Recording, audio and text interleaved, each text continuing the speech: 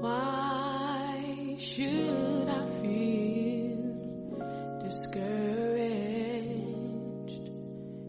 Why should the shadows come?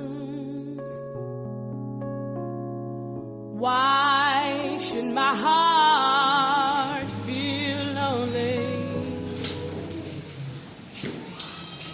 Mabili tamoi kainga kola.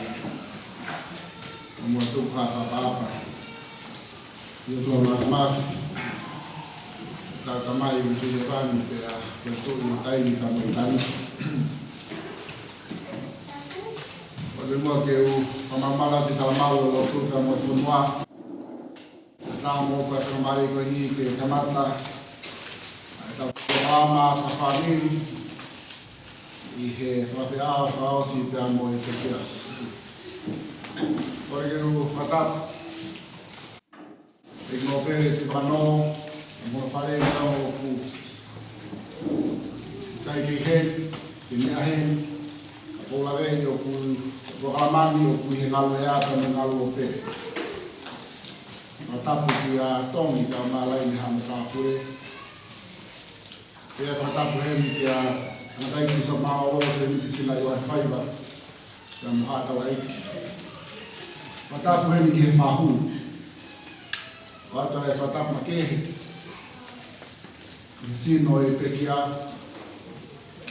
Palestini Will Brian Wolfram Liu. O kuni toka i whonga pouria. Tāma mōkua mutua tai loa. Ki o hana tonga e whakaminga au pongpongkoini. O kore whamemore atu. Ana ko Ikea. Ya itengia hato fonga o la pe ai tu au i he mape o historia o motuani ko tu i he motu afini o ia ko hana he covid o vai tu ua e tau no fo ka me tau te fono aki hina ia hon hane ko hongi taat te whakato e whakamia mo ni rea na taka i he matapai ko tau ko hure e tō te ne tō a hoi ka hui. Koe aho ni a lau lava, o kui kai koe aho e lau kafu. Rea koe tūni nei mai tēne te rita. Ki o whakakato e whakamia. E kai ke tūko e wakaka whai hako kau. E koe tangata i nia o e lava. Koe ia tūko mua ke hukana atu ai. Whamiri tau e kaina. Kai whakakato ai whakamia koe. Koe tau ki proklama ki he pongpong ni. Ka hiri pēa e pō whakawa. Ke tau whakawhi i heri.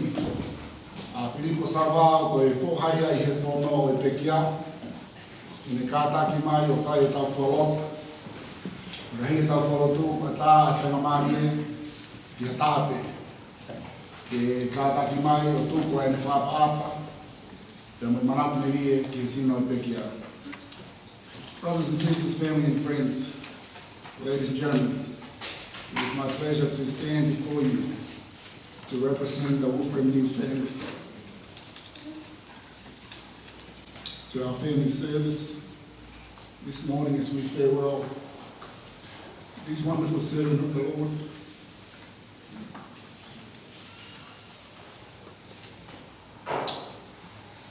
I'm aware there are certain people meant to be doing this role, but because the way COVID has restricted us from travel, I have been asked by Devita and the rest of the older brothers, Simon and Harvey, to do whatever I can to make sure that we send this brother, send him off in the best possible way, even though that he cannot be perfect according to what he deserved. I'm not the best, but I am trying my very best. We welcome you all. From near and afar, and those who are watching the live telecast throughout the world, we express our sincere appreciation For those of you who have shared their love by phone, by messages, by email, and in person. We appreciate your help, appreciate your love and your effort. We would like to open up this meeting by inviting Filippo Salvao, the son-in-law of President Wolfgang Liu, to give us the opening prayer. And following his remark, the time will be made open and available for anyone to come and share their tribute and to also share their memories. And I'm sure we all have wonderful memories of this segment. It's starting to hit home, knowing that we only have a couple of hours before we say goodbye.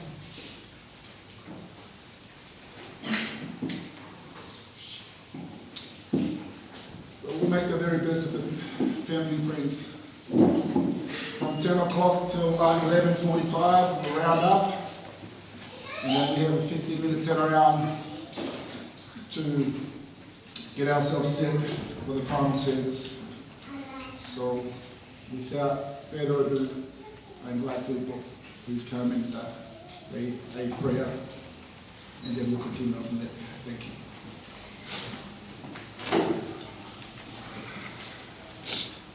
Beloved Heavenly Father, we gather here today and bow our heads before thee and give thanks unto thee. We thank you for the beautiful day that you have blessed us with, that we may be able to gather together as friends and family and remember and celebrate the life of President Wilbur and Wolfgang. We ask thee that the Spirit may be present with us today. We ask that the Spirit may comfort those who may be in need of comfort. Bless those who may be still on their way, that they may arrive in safety. This I pray we live with you in Jesus Christ. Amen. Thank you, Filippo.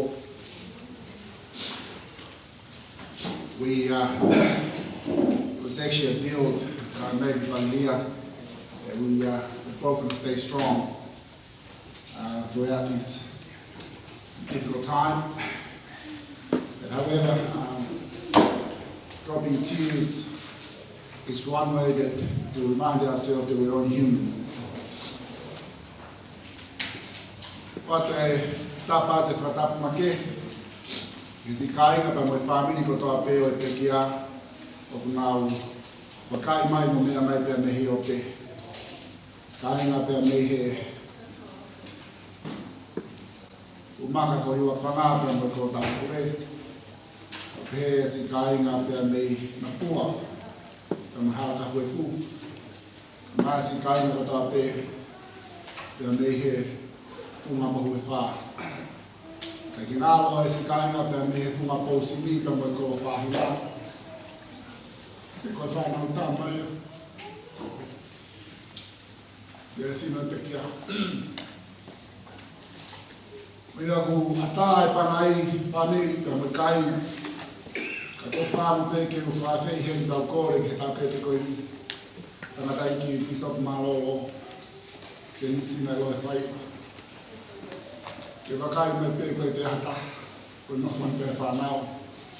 Ka tātu mai o whāwa e tau proklama manatu me mo tūku ha o pāki ki te kia ka me umaafu ke toi ngai whāmiri ka mo kainga e patāte a pangaini ka te motoro mo whekau e tūku ko ia ngai whāpāpa ka mo e manatu me rie e sima te kia mālo. Mana me mai o mugini whāmiri Papat ki e whanau mo whakapopuna o eki. Papat ki he ni tōku mai ki whanau. Papapa eki he sino mea whaeki. Ko malo ki whanau mare o māku. I whaki manat me ri. Na tupu bea wila o le lei. Na tupu ake he whangakui na lau mo ui ake si mo lo tu. E neo mo e wheri ha, mo e kino ha ai mo ui koe ni. Ka o e whoki be a tangata ia, na e whoki pe ia ki he mea na te uki ai. Ka tarangi, ano waifi ui kua si, anga he e ki ia ui a use pāni ti, kanana o si whakataka peki na ui. O ui ke whoki mai ki api, o puna lorotonga i api peki na ui. Alu pe tangata koe ni o hao o koe bishop, i he woti koe ni, alu e no ngā ui, i kau pare stay for stay ki. Na moni pe rea na kufai, whether come back. Ua ui a rere hatu, e rere whakalaka ia ka mau ketu atu pei mui. Pau ke mo tui kau pa mo eke peka soto wate. Mau ke whainga atu ki mau tolu, whakalaka hake toko taha ia koe ni o aru, makatu unga pe i he ne ngā ue heo o rere.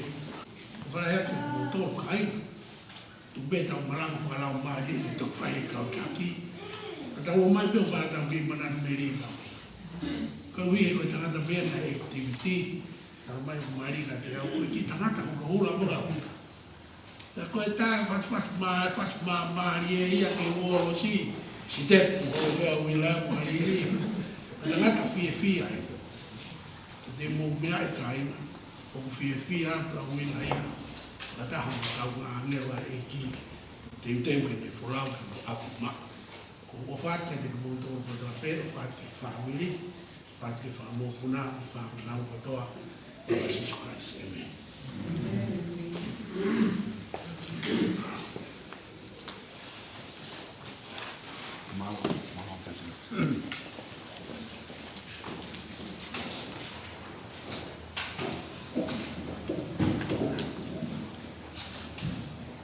Family and friends, I just want to remind you that time is like a river.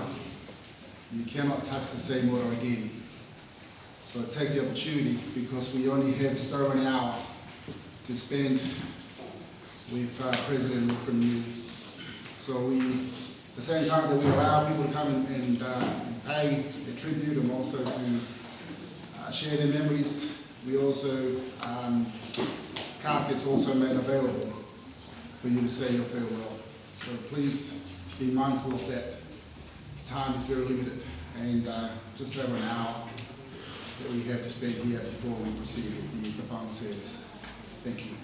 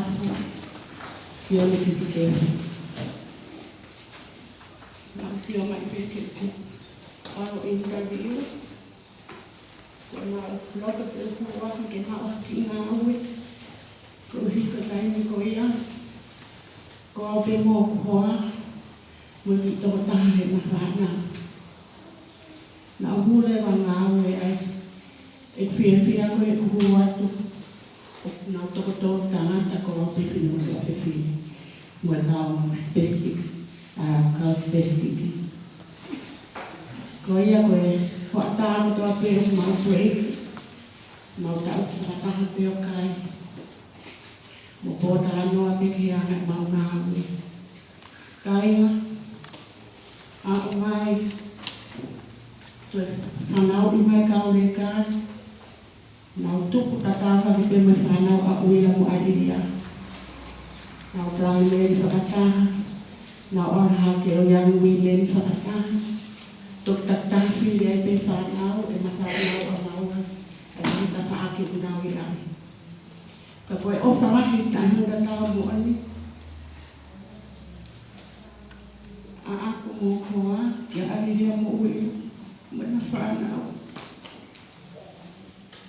Ko whaeke mau peke mau whae. O kuleha mo whamiri mo ui na ku ringa numunuku. Tana iwe, mau whamiri aku mo ui na. Paka ui la koe whamiri o maha. E koe ringa mo pēr. O kakeha o ilo ki ana ko mo mo. I kai ka ko ilo koe numunuku mo fo ui. Pau tā ilo. Aia koe fo ui ka toa peme numunuku ke whamiri koe mo. Tā mai ia iyo. Nuku kotoa pe o asa feitu o mua fo ui, ko familia o, e ko familia o maha i te fo ui.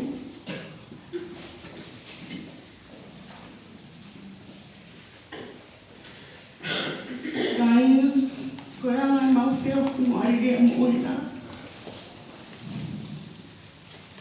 Ko e oka kai whiriwhiri maana ko mo ani. A feo pa ake mau o ki familia. Hau ko mai ko ma rolo a uila. O te teo ke uaru au ia ke wheitu uesi. Na whaia e maari he tōna ki ko osi. Pia te mai lewa tō tae whanau. Te ino i koa tāna pia uila e whala i te. Pau pia. Oi au e whakapota te uaru au ia he koe ulawa hau ke hesi. Tāna uila. Pia o talana. Tāna e tō tae whai tau o āre koe he pure rūru au tāna. Ura ki āre au ke whanua o ke ariria mo ki whanau. Pia o tō ki aru ki wesi. Mau atu ko ia o rilo.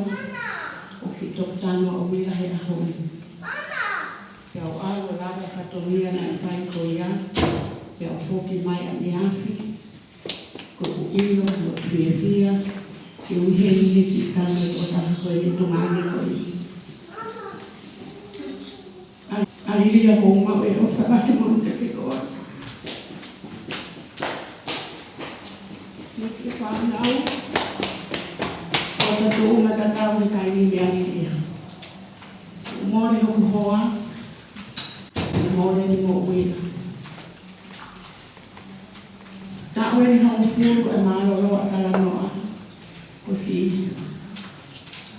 Ko si maroro atu mo uina.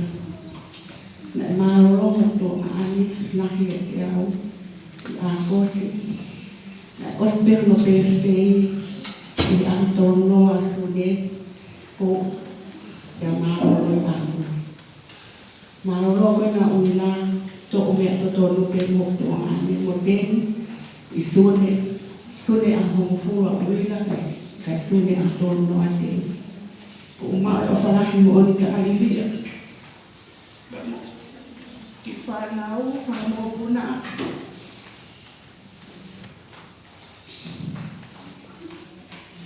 Ko nota pe ke u. Whakahangi a uila. Ke sia atu kia tānoa. Pea ki tāne hoku opa. Tātu hoku opa kia tānoa. Pena maro tā mai pe ko maro roa uila ko tāne ke whanau.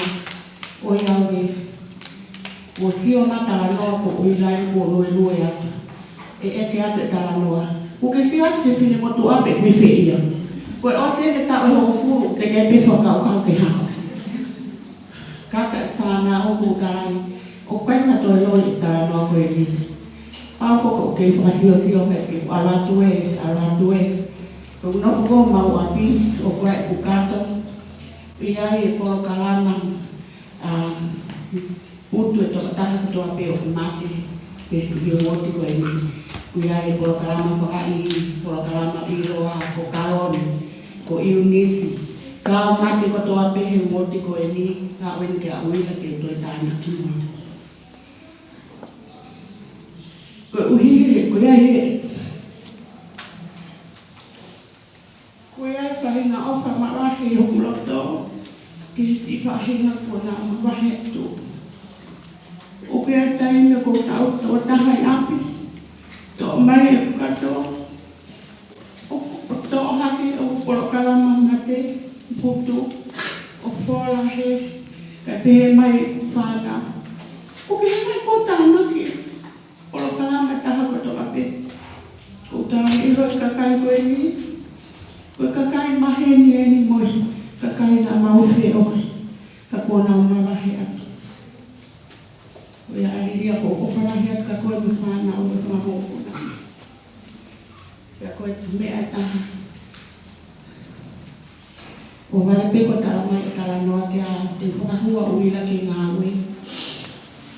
Ke hao ke mga ue o pēria. Te whakahua ke mga ue he nei. Kai tu e ngā ue. Ko iai na te whakahua o ila. Ta koe ngā ue angai mai ngā ue e tangata koe ni. O au ke ni māloro. Ko mai o parake ki motoro no motoa. Ko whae ni mua whaes tu guys e mi. Malo, wow.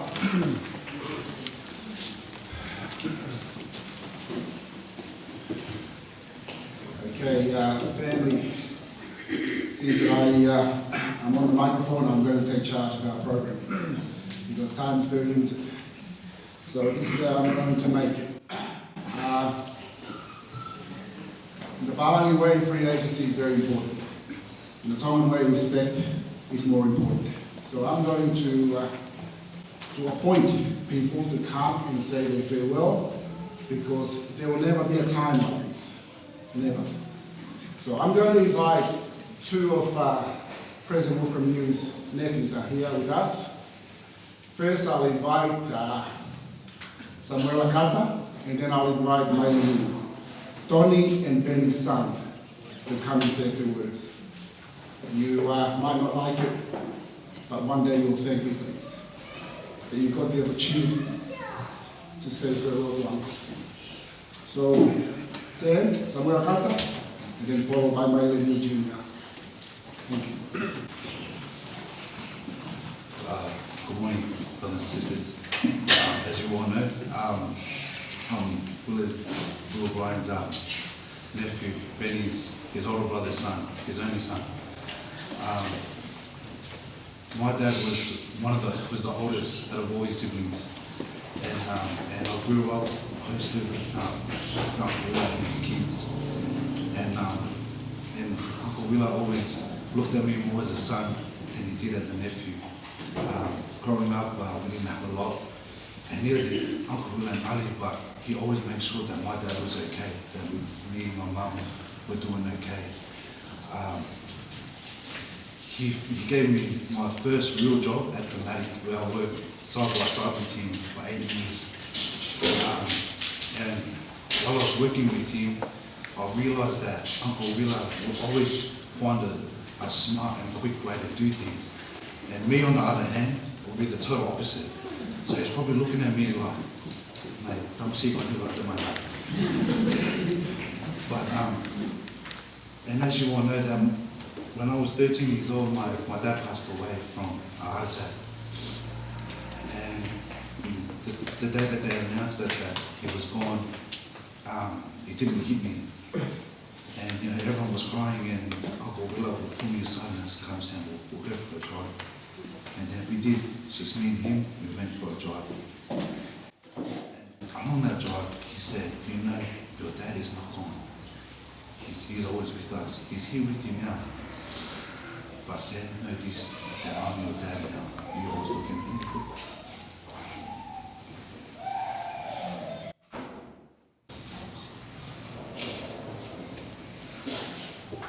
When you miss Penny, you look at me, because I'm your dad now.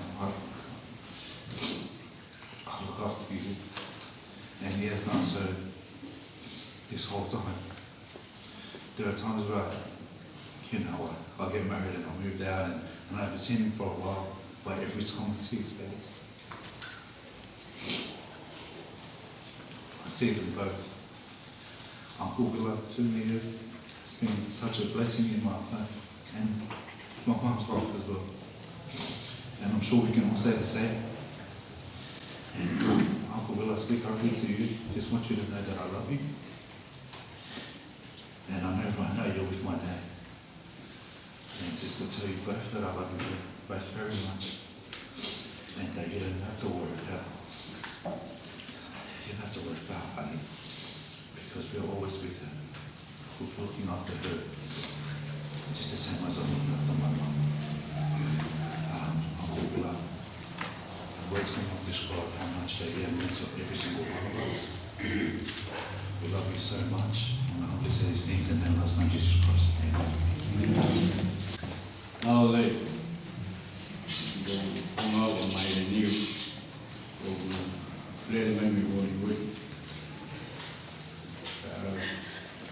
Nā koko whetaraki mo tāna e ni ko Angkor i Hawaii, na whai mau hai pāranga kore mai ki tāe fu niu, tāe tiki e fu niu wa. Au alu pau koe toni tāna i ike hau mori ma alo tāe, akau koe ni tā tiki fua kau ka ne tō mua a vipa. Ka hawa toni pa mō wia, ka o tō fofua siri a wia. Awe tāwe ni ono me iai. Pau e kenga wila. Wila. Hakau, osi ka tō whana tō wai Amerikani ke algo no pastereria. Tamai wila ka au. Io, nai tōn peki hafu ko tō mui tai whini keki tō lama au ki Amerika hau po e mamai o ko lata bea estereria. Kai ke wilo, e iai tau ko au ke nopa estereria. Ka ko wila na whai o mari, neon ko mari tōru enu. Tā pake te beba o pai wanga mea bea o kore wiki a tahe lava kore keki hau tāpake pepepa, hau a wila tāpake. Ka tau mau enu pepe tāpa, tau kore anu wila ki hau tāpake, ka hau a wila tā mai kau. Isi skulake uma koki tāpake o pepe, o pai mea pake tāpake peka honga tātu urea koki urea ki tāmu. Wila, kore pau ki tāpake pepe umanga, ka tu kahu mo puna ahu o tāpake. O ko loto mamahi me ko lawe email Isabel ore mai o ti ke whaha kau kai ki a wila. Pau kau tātai taha mamo wila hu tātai taha kau karo tu pau whakau kau pau i au ki whai ki au kai. Pau lere mai ki ngā we pau tā te telefonio e ka riri ai ria. Ako hoka o wila. Ta mea lia lahi ni tae pa koe ke lava o whai ngāwe e katoe tāki ai pa nā roto koe ke whakamohen. Pa tānge lia ko ngoi pēu ngāri kehi pa ko peheki o ai ki au kai e o nāma aunga. Pea osi koe ko au kai mele mai ngāwe api fresh water. Pa Kau se ko ai ko whakaukaua tuku e toi mai maha o ai whiapa o se kau kai. Ko osi whekai au ka hana whini matua koe api nau ngawe i o mono mai ko ma pisa kau. Pau kai ia. Osi koe kai mei pai ua ko ma pisa ko mandui o bo au kai. Pau maolo ka wila pa whakaukau haru poke au kai. Maolo a matua.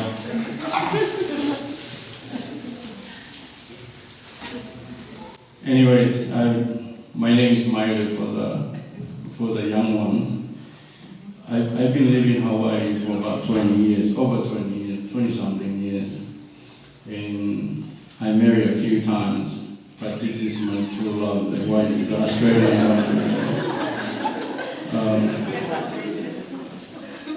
I met Willa in Hawaii and I asked Willa, why are you not here with your siblings, in Australia?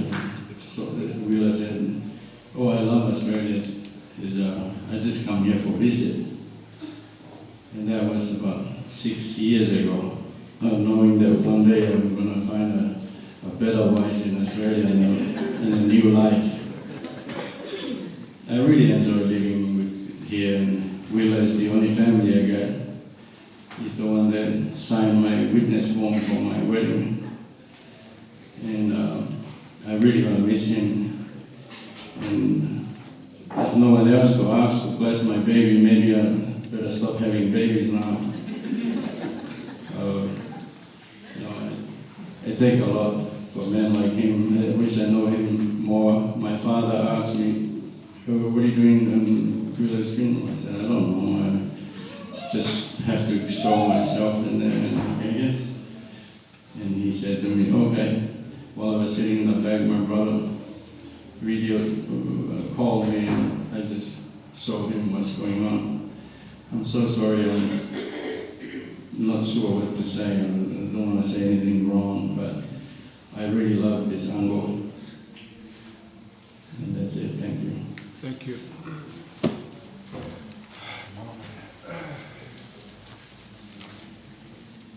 Malo pito mai ko mea le ke tau ilo paha ke pe whamo puna hako pe ke nau hui ko kau fuke tānoa ku mea I tui whanoa tānoa ke whatataru mau kolo diso malo grandfather knew, which is Will's grandfather. In one evening they were saying the family prayer and grandma was beside him and all the grandkids, Will and them were all young. And then all of a sudden in the middle of the prayer, a whistle came. And in time when the whistle came, that's when they're selling fish. So Neil immediately stopped in the middle of his prayer. And he said to Benny, go and have a look, check out the fish, what sort of fish it is. Oma turned around and said, you know, that is one of the biggest sin in life is to disturb and to, in the middle of your prayer, you actually stop. Neil turned around and said to Oma, we have a loving Heavenly Father. He's always going to be there waiting for us, but the fish is not going to wait. So Benny came back and said, Grandpa, it's not a fish, it's a jellyfish. And you know, jellyfish is always very cheap, and nobody really wants jellyfish. So Neil got on his knee and continued his prayer and said, Heavenly Father, I'm sorry. It's only a jellyfish, it's not a fish. Okay, according to Milo's fasting, and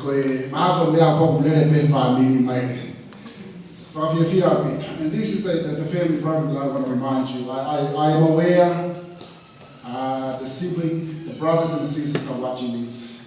They are my family is your like now. Dr. Asen and you can vragen of get the go. Will not do my family. Sionica Mahavi behave Kikia.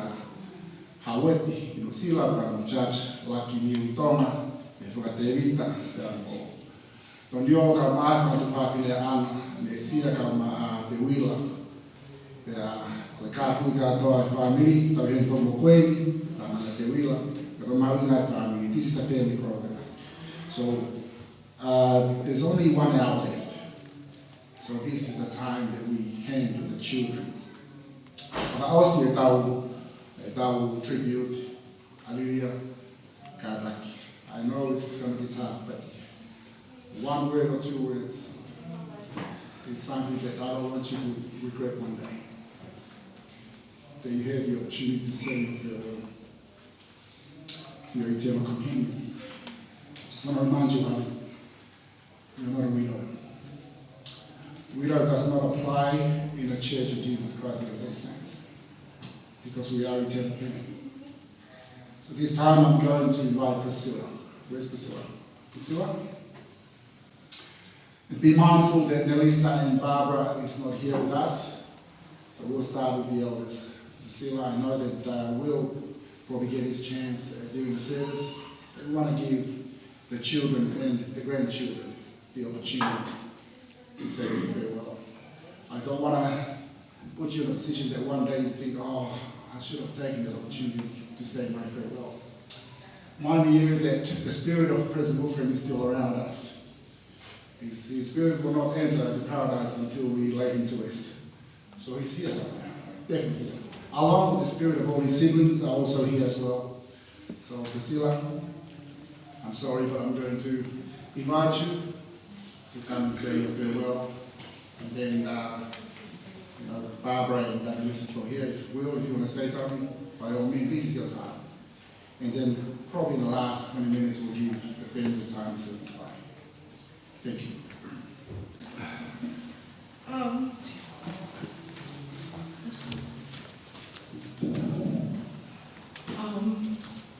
Can I say my dad was a loving father, and he really took care of us.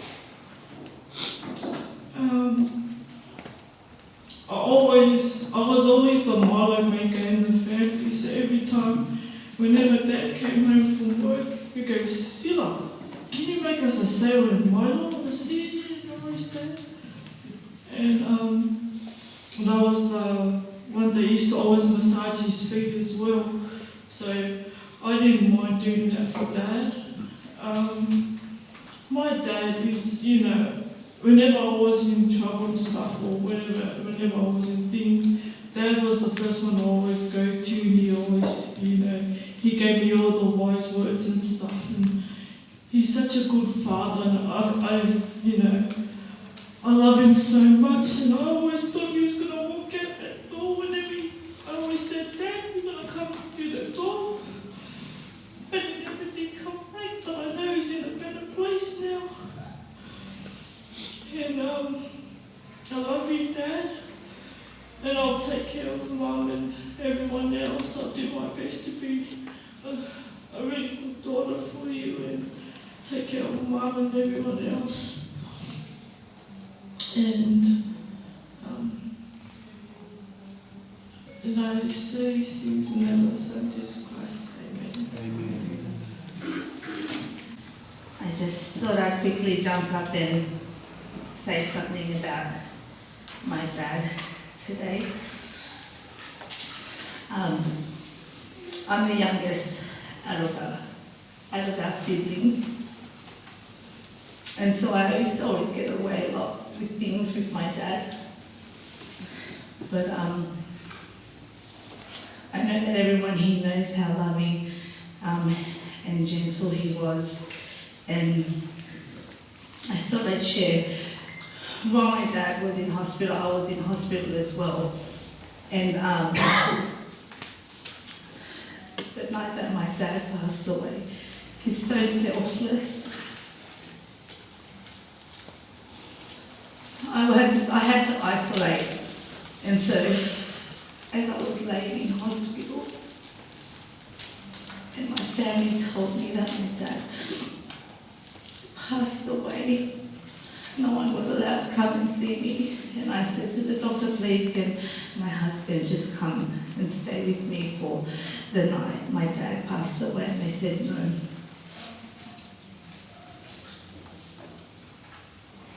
So after I hung up the phone to my mum and to my brother, I just laid in there and I said, Dad.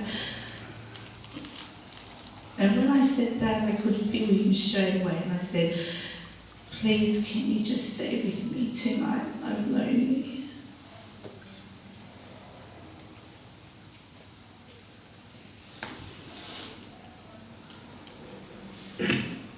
And immediately I could feel his presence.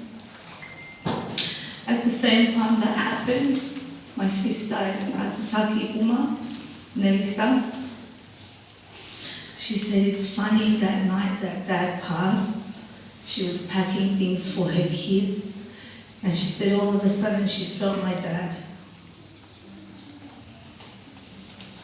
So we knew that night my dad came and said farewell to us, but it was cheerful.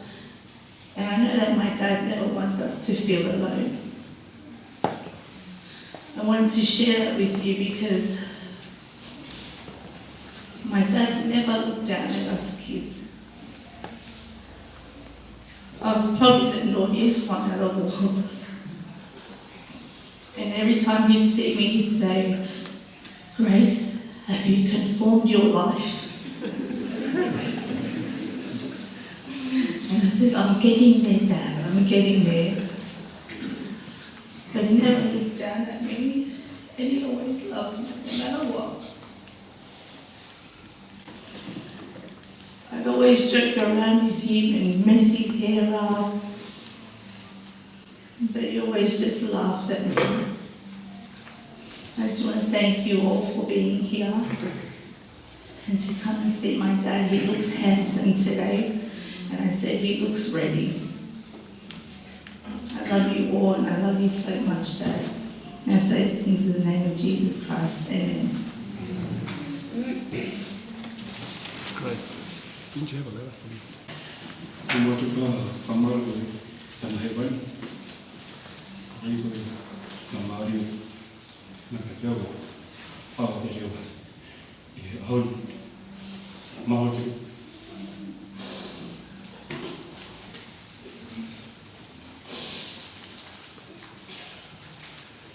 Pero mahal tidak mau coba.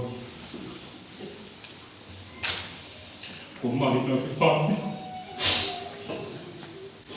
Kau kembali ke, aku boleh pergi.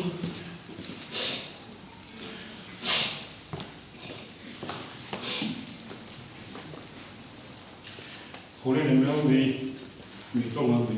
Kalau berhitung, aku mahu kalau pun, tôi ta không nhận ra về cái số mà lỗ của bộ phận bị phố thì các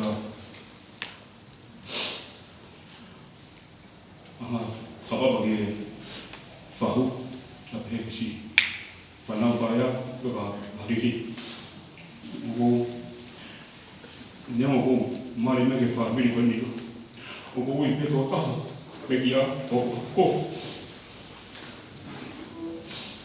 kalau mana beri ko ta ko ni ko ma pe ni ari ko do be ko mo fa ta mai ko hari ka ne mo ma ba pe ko be mai ni pe ko na foi mo ame na fa mi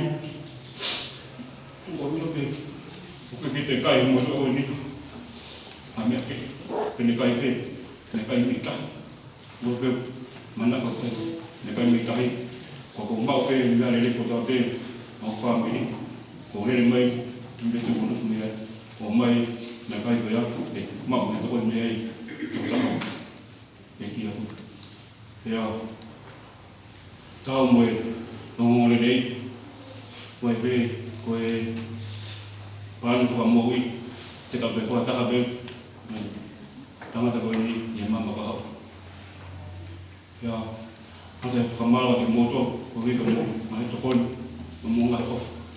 Nafai itu apa ni? Kawan itu tak hendak, macam marimat, tak hendak. Off itu tak boleh apa. Jangan jangan sepatu pilar, flip-flop. Oh faham apa? Dia tu ni faham dia apa faham. Tu apa pergi faham ni? Dia salam dia. Jangan boleh follow dia mau boleh. Kau kau pergi tak boleh sudah, itu tahan. Mama orang lagi itu, saya masih suka ini.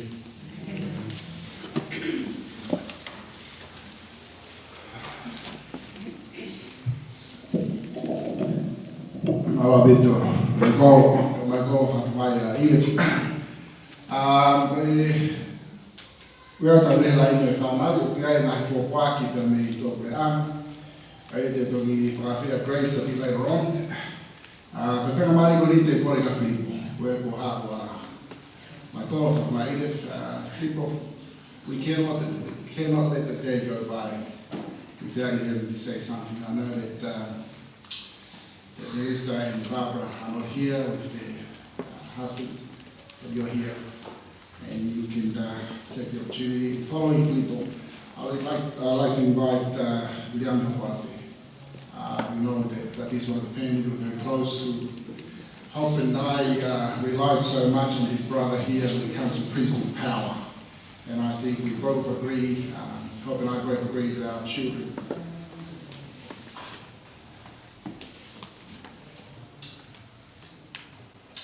are where they are today because of him. So, Filippo, please come up here, then follow Filippo and invite Will Duarte. on behalf of Brenda and John to come and say a few words. The last speaking, Will then follow that along with Grace to read the message from overseas. Pele mahalia ko taurea whaosi I he prokalama ai whaniri, te tau whawhia koeni ai whahu, ko ia tene whai taurea whamui I he tau ki prokalama koeni. Mahalo. Hi, I'm Monty. He was one of the best men I've known ever since I was born.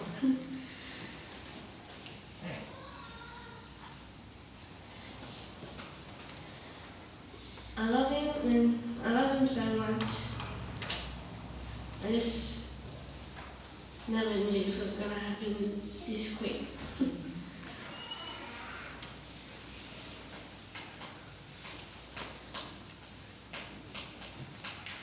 I love him and I really thought that I was going to get through those doors.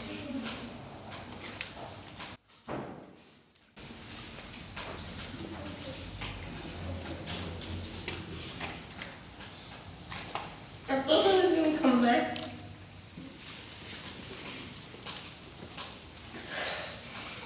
But I just wanted to know that I love him and so does everyone else.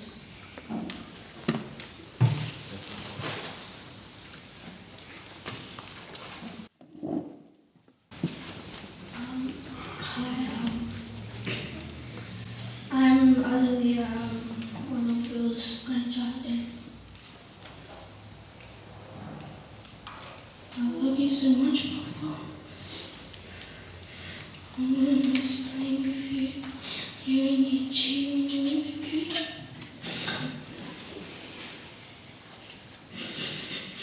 Throwing your hands in the air, saying good job.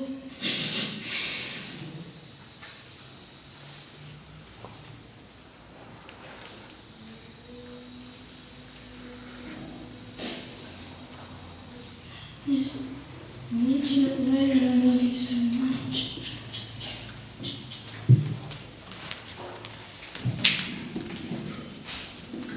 I am Summer.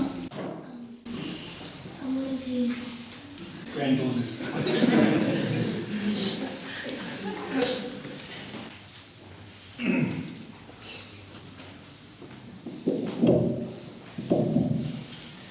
Hey everyone, I'm Filippo, I'm not a niece. I'm his son-in-law, and so on behalf of the other two son-in-laws who can't be present today, Daniel McDonald and Graham Jeffries, I'd just like to get up and say something on behalf of President Wolfgang. I've been married in this family for 13 years. I'm married to the naughty girl.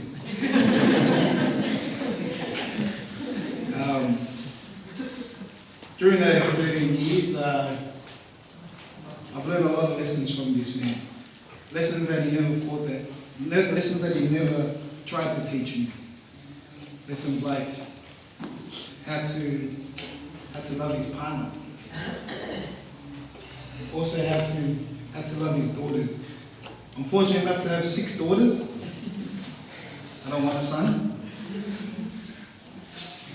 But I got to see how this man loves his daughters.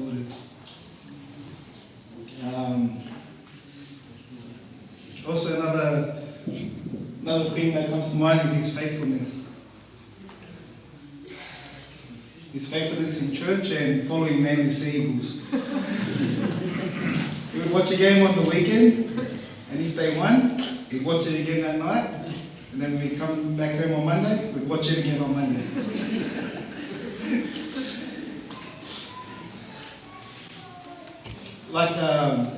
Like Sam, I also had the opportunity to work with him.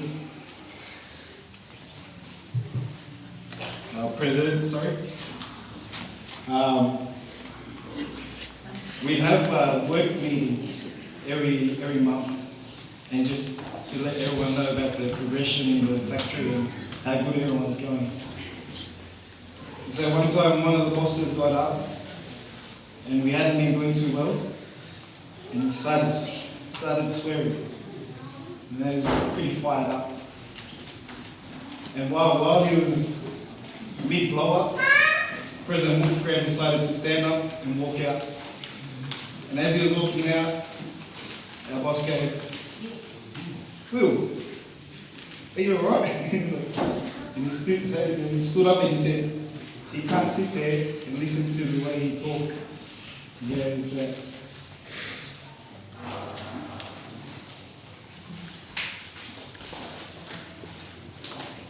him being a leader in his church, he can't sit there and listen to that.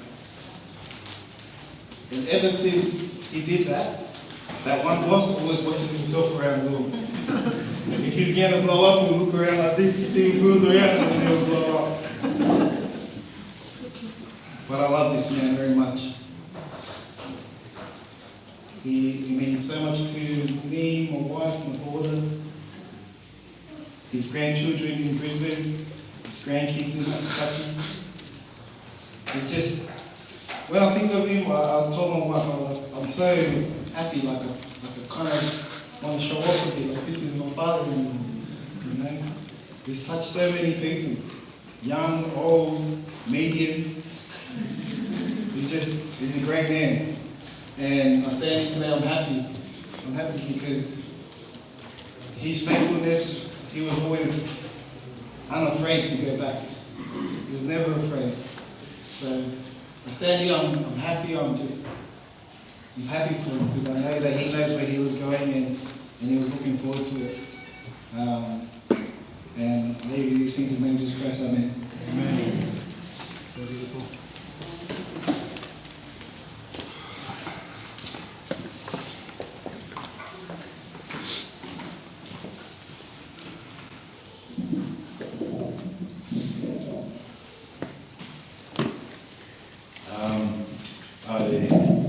I know there's a lot of family and friends that could have been here, but due to COVID restrictions obviously can't, and so I feel inadequate yet honoured to speak at President Wolfgram's family and in front of the Wolfgram family.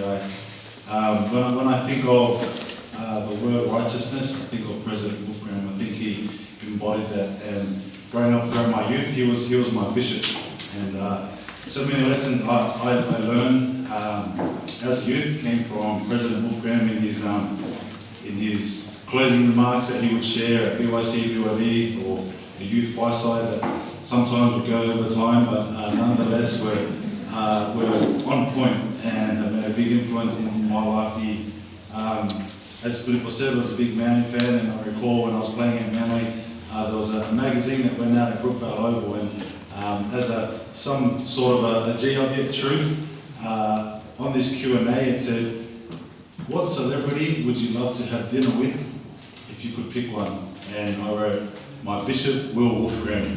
And I still stand by that today, and I hope one day that I can have dinner with him again along with the Wolfgram family.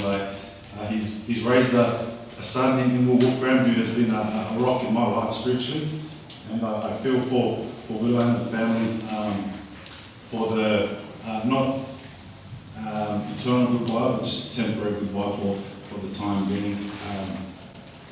One of the lessons that President Wolfgram told me that he probably doesn't even know was the principle to act and not be acted upon, and that's a principle that I still strive to live by today, and something that he probably doesn't know that he shared one time in the talk, but has stuck with me and resonated with me throughout my life. I'm so grateful for the perfect plan of salvation that enables us to be eternal families, that we can one day be together again and embrace as loved ones. President Wolfgram, I love you and thank you for your righteous influence and example that you've left not only for myself, but everyone that you've come across with. And I say that in the name of Jesus Christ. Amen.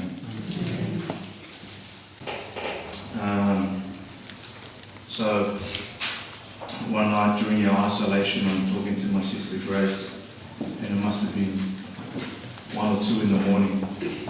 And I'm in my room talking to her on the phone, and I hear a loud crash.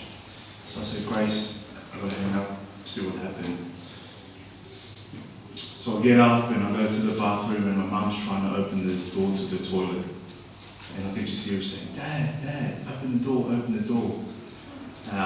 So I moved my mum to the side and then I pushed the door and I rushed in and my dad's lying on the floor. And he shook, his breath is short. So I grabbed the phone and I dialed 000. I said, I need an ambulance and I need it now. They start giving me questions and they say, you've got to hold his chin up and put his chin drop on his chest. So we're in the toilet and I'm lifting his chin up and they say, stay on the phone until the ambulance get in, I'll tell you what to do.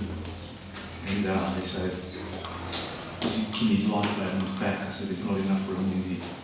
And so you've got to lift him up and you've got to pull him out. So I said, Dad, count of 3, I'm going to lift you. And Dad was still conscious. So count of 3, I was from behind with everything I had. I reefed him up and I pulled the door open and I laid him down. They said, put him in the recovery position. So I remember to my first 8 days, I laid him on the side, put him in the recovery position. They said, is he conscious? I said, yeah, he is. I said, is he breathing? I said, yeah, he is. And then they said, now lay him on his back. Don't give him anything to drink. Don't do anything, just lie on his back. So I lied him on the back. The ambulance rocked up. They checked my dad's oxygen. Oxygen was low. So they said, we've got to take him. I said, yes, please. So they put him on this, it's almost like a chair, but it's narrow enough so that they can maneuver through tight spots. And we had this big cupboard in the way, and before the strength I had to reef the cupboard away so they had the space. And then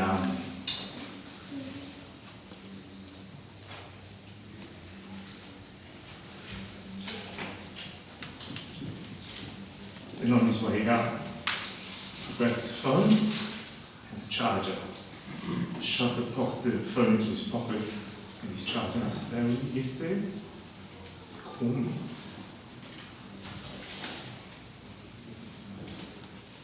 Never called.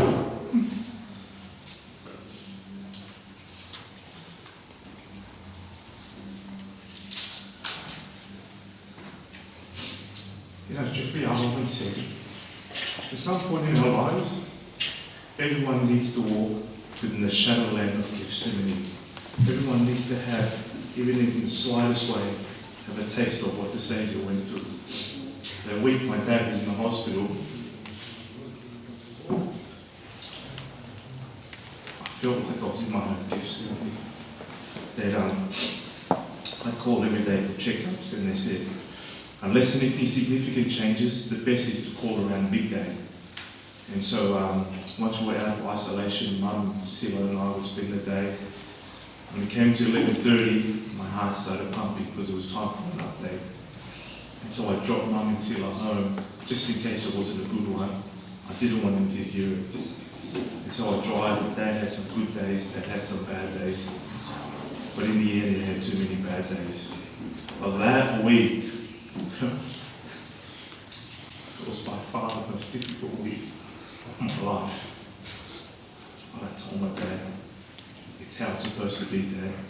The son burying the father, rather than the father burying the son. So, yeah. This morning I got up early and my mum said, where are you going? I said, I'm going for a drive, I have to talk to Dad. So I got up and just put my shoes on and that drove. And just as if you were sitting in the car next to me, I said, Dad, today's a big dance. I said, you're going to the final place. I said, it's been a hectic week. I said to Ed, I wish you could have seen the tributes that have flown in, but today we lay you to rest.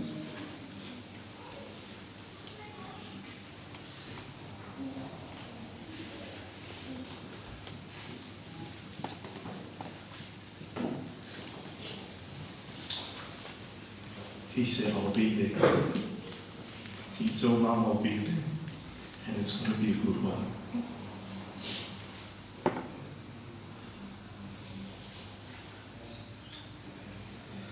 I'll say this later again in my talk, but along with the gift of an angel for a mother, that best thing that man gave me was that people call me Will Brian Wolfgram too. I can't tell you how many phone calls came and I answered it, they were supposed to be for him, or phone calls came, he answered it, they were supposed to be for me. There was always a mix-up. Even to the point where we were organising his funeral, and people were like, wait, why is it in Will Brian Wolfgang? Isn't he the one that passed? And we're like, no, that's his son, that's me. You know, we had that, and I'm going to miss that sort of mix-up between us, but...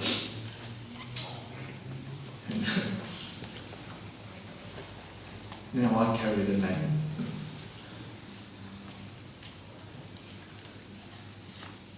And I hope when they think of the Father, they'll think of his Son. And I hope whenever they see his Son, they think of his Father.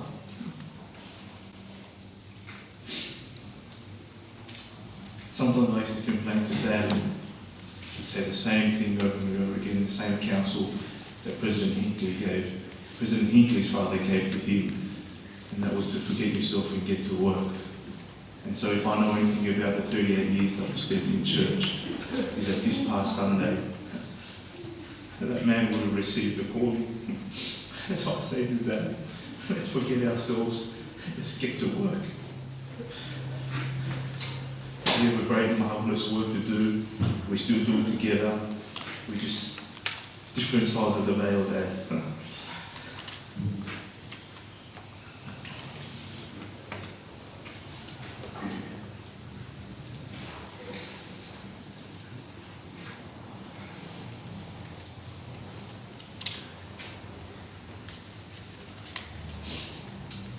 One of my final moments with my dad is I gave my family a few blessings when we were in isolation.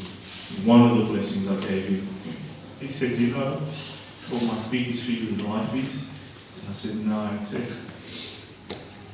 I never want to do anything to embarrass you kids.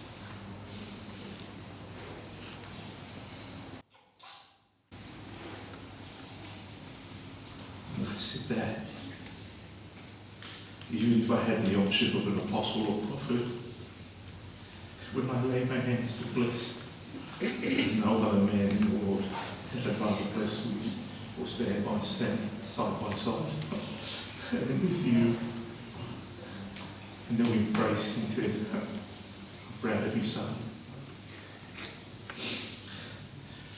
So with this pride, I carry on as the patriarch of the family, and I assume that responsibility with all the training and direction that man gave me while I sat at his feet. Dad, I love you, miss you.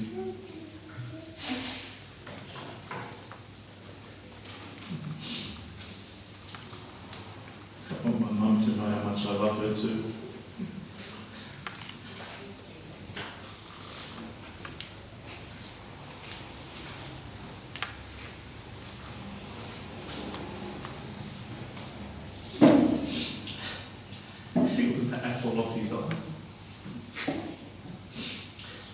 So I told everyone now, if I ever get married, it's a package deal. Right? It's buy one, get one free. You might not like the one that you get, but it's coming with me. Alright, so I've got to put up with it. God bless you all. I love you. Thank you for coming. Part of what makes this easier to bear is the knowledge that it's not goodbye forever, but I'll just see you later, Dad. And I look forward to talking to you in the car. I look forward to seeing you in my dreams. God bless you till we meet again. These things I bear witness of in the sacred name of Jesus Christ. Amen.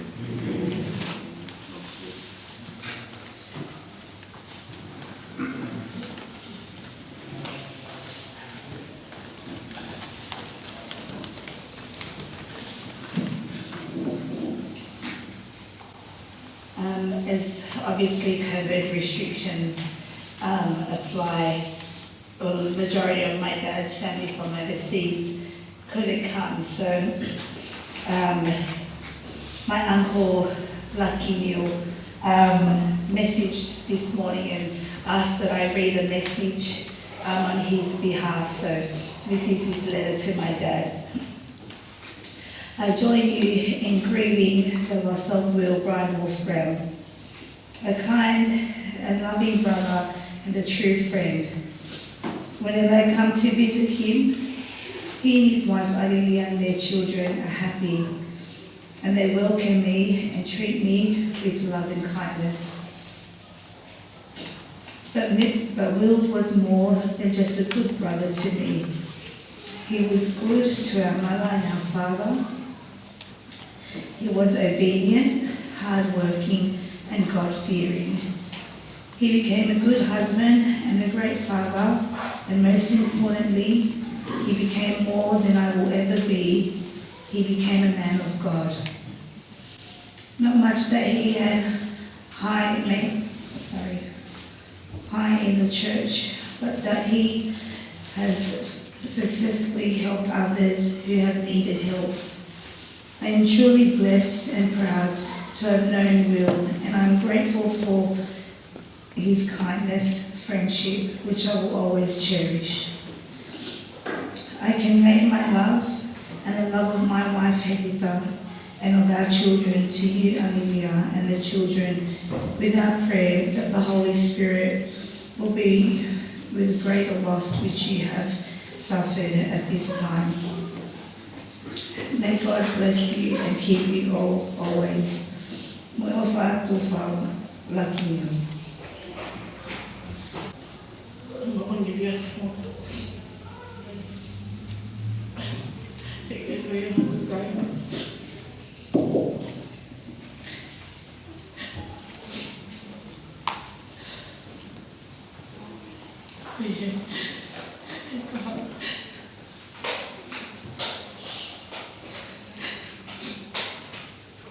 He decided to be us.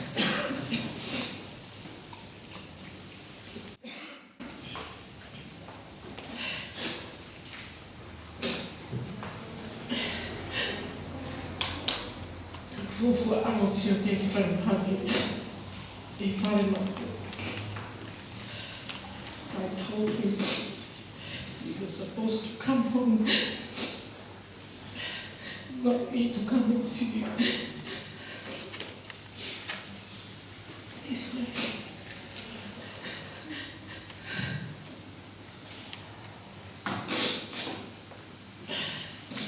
Orang pergi taman ni.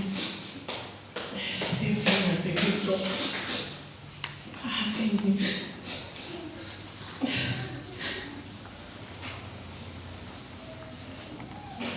Itu taman ni. Tak ada tu pergi blok.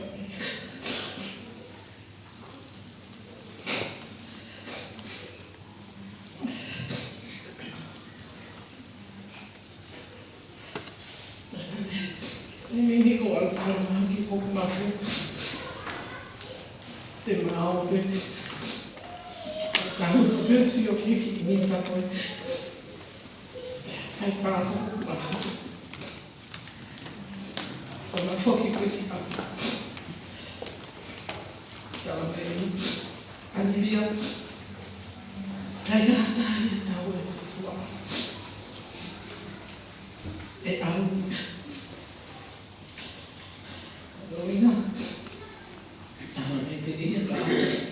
I can't leave without you. So I guess he had his wish. Kawan nanya aku ikut orang imam tu dia mau dia kau ikut marah. Kalau mai kamu mau lu malah offer kami apa tu?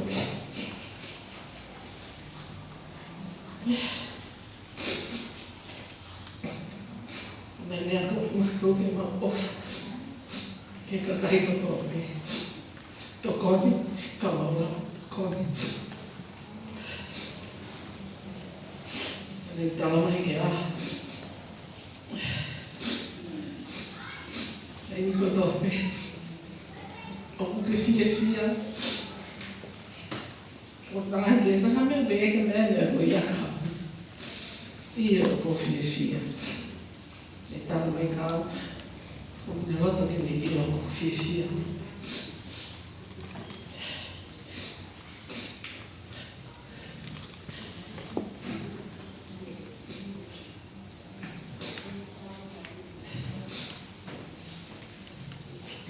ni whare maki na kei ngā waku si o kia. Au hola o ia toi toi kui. Kei kei. Kei ngā si o kia. Ana kei e pute. Ana o pehea o e toi whoki mai. I found out later it was his choice to go. E hō mau e whiu mahi. Ko ki loke. Nā e o ni biki ai. Whiu. E hā. E hā. E whoki. Ko kai kei saina. He mea. Whoi mea koe tō pāri.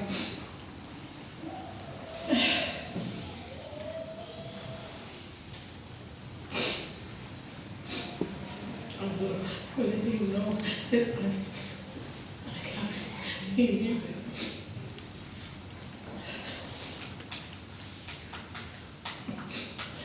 And I'll say, I'll see you later, Will.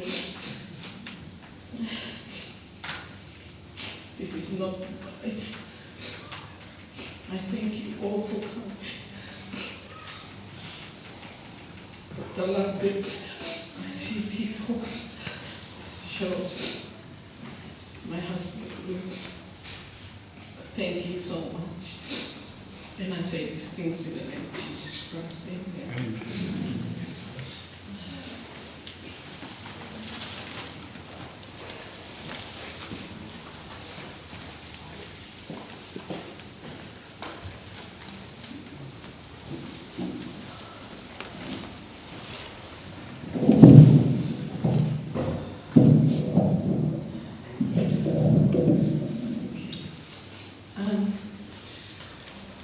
Grateful for this opportunity to thank Uncle Wheeler for the uncle that he's been to me and my kids. I don't think our lives would be the same without him. Grateful for his family and the love and support that they've shown us throughout his years, and just want to tell my Uncle Willa how much I love and appreciate him for all that he's done. And we are deeply saddened by this loss, and also like to let Alilia and the family know, to express our condolences, and also let them know that if they ever need anything, we're always there. And we love you guys so much, and all the grandchildren. And I really just think of you in the name of Jesus Christ. Brothers and sisters, family and friends, I'd like to express our appreciation to every single one of you who have taken part in our family service for this morning. At this point in time, we have 15 minutes. As hard as I can say, they say, in the Maori language, they say, Kua tarau. Now is the hour that we must say goodbye. As tough as it appears to be, the word goodbye. And one of the toughest decisions that we ever come across in life is having to know that we fight to hold on, but we also fight to let go. We have 15 minutes, and I would invite Gwen to lead us to say farewell, along with Alilia and the children and the grandkids. At 11:45 on the dot, I invite William Yoboabe to say the closing prayer. And then we have a 15-minute turnaround to proceed with the service at the chapel. Brothers and sisters, let's make the best of this time. Koeni whamemore, katake taki moa e whewaki. Take advantage of Will's faithfulness to allow us to say farewell to him at this tough time of restriction. reminding you that he's a man that always abides by the rules. So we have to make sure that we actually finish on time. So I invite Gwenny to lead us with the saying farewell to first of all from you, and then Hallelujah and the kids and the grandkids. At 11:45 on the dot, we invite William Hambwade to close us off, and then we'll proceed with the service. Thank you.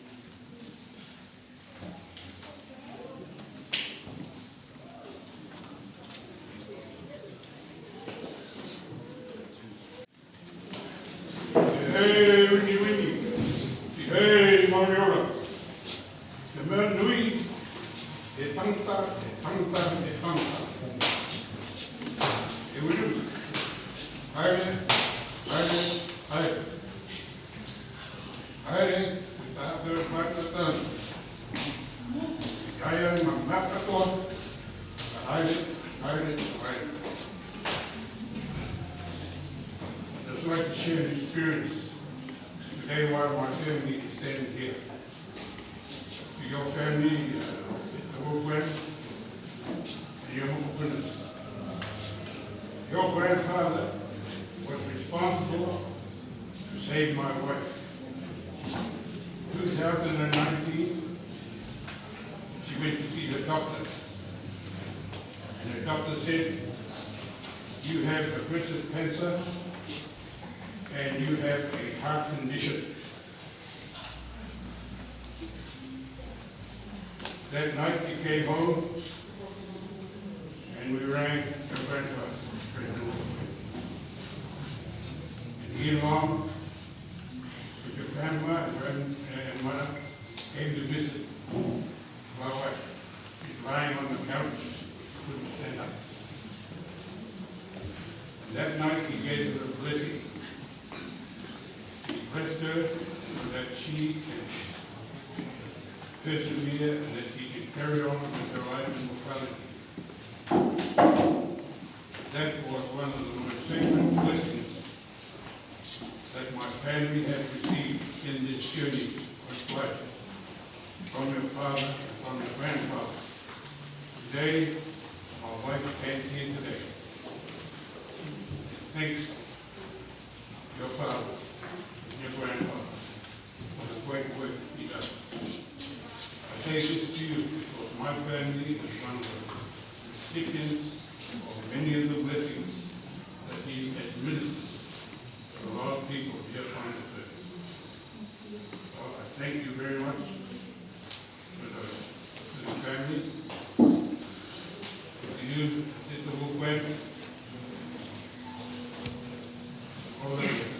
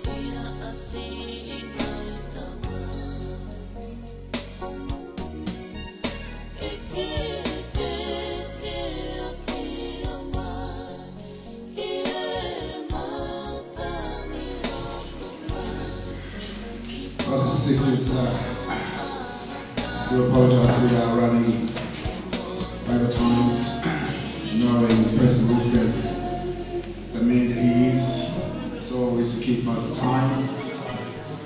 We ask that everybody to clear the casket and God will see to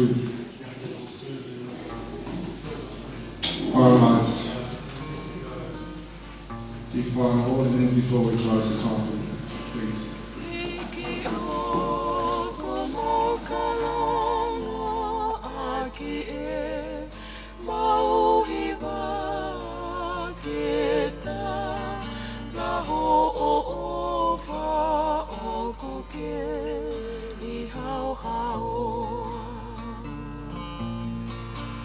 Ko eni ainge sipu hapaiha keni ke utu oia wesi isi su kohoma umoihu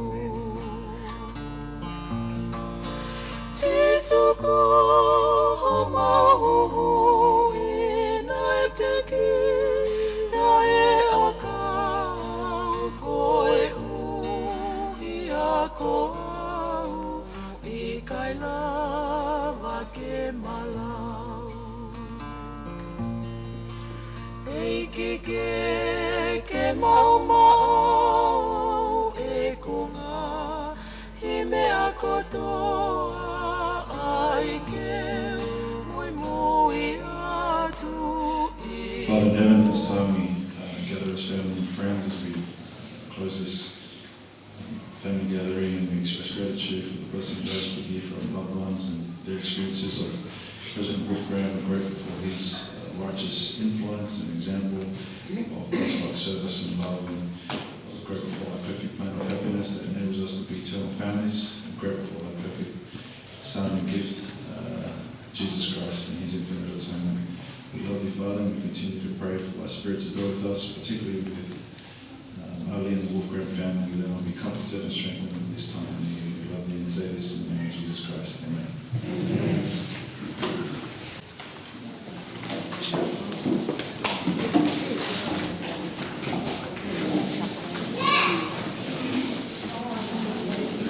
Brothers and sisters, we do invite you to the chapel for the service.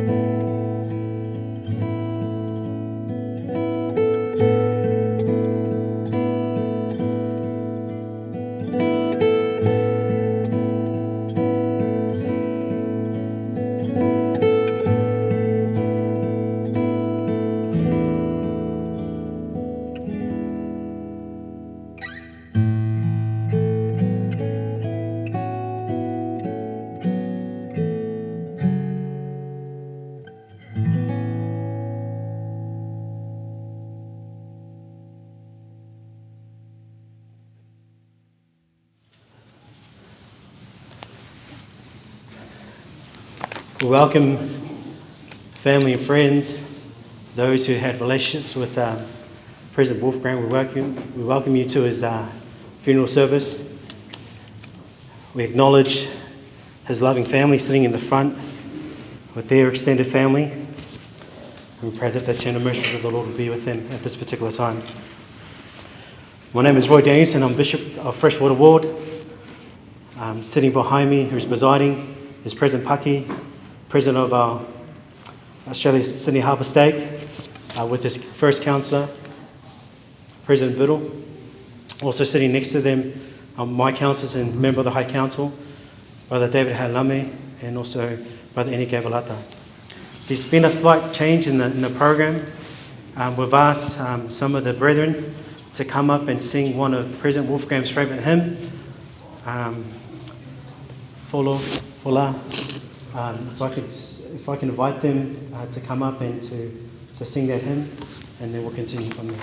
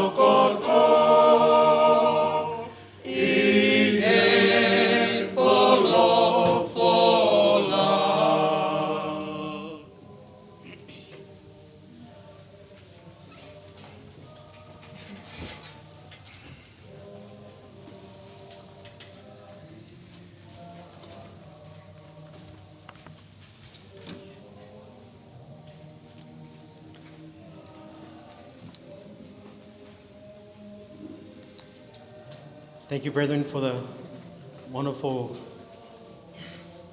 hymn that was sung on behalf of President Wolf Graham. Our opening hymn will be a pre-recorded hymn, Jesus Saveth Pilot Me. Then we'll have an opening prayer from Brenda Hopewadi.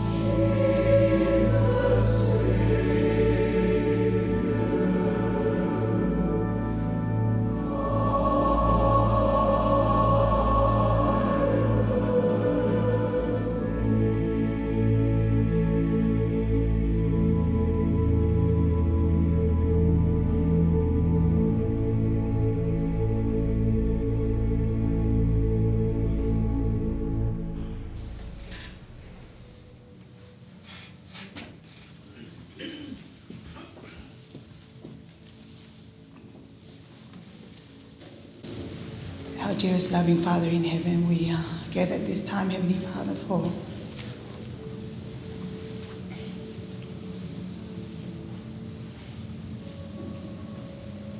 the first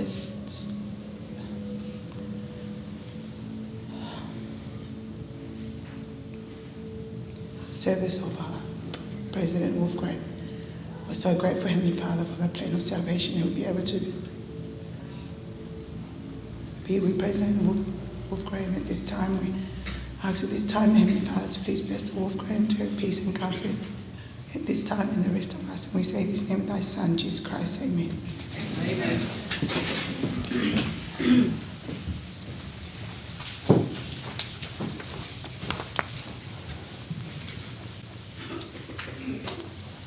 Thank you, Sister Hapuari. I failed to mention and acknowledge the daughters of President Wolfgram who can't be here with us. To Barbara and also Nelissa and their families. We feel your presence here. We'll now pass the time over to eulogy from one of President Wolfgram's daughters, Grace Salvao. And then we'll have our first speaker from Brother Fotumoko Fisi. Then his son, Brother Will Wolfgram Jr. And then I will share my remarks. Sister Grace Salvao.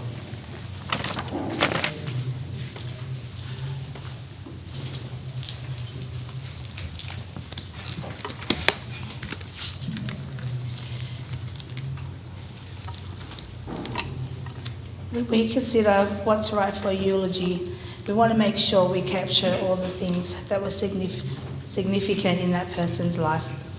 Important dates, achievements, moments and memories. Our dad lived a simple and a humble life, but that life was garnered with the greatness that comes to someone who lived their life for others. Our dad, Will Brian Wolfgram, was born on the 10th of June 1952 in the village of Nukunuku in Tongatapu, Tonga. He was the seventh child born to Devita Mailenio and Emily Grace Wolfgram. Dad grew up in a large, close-knit family.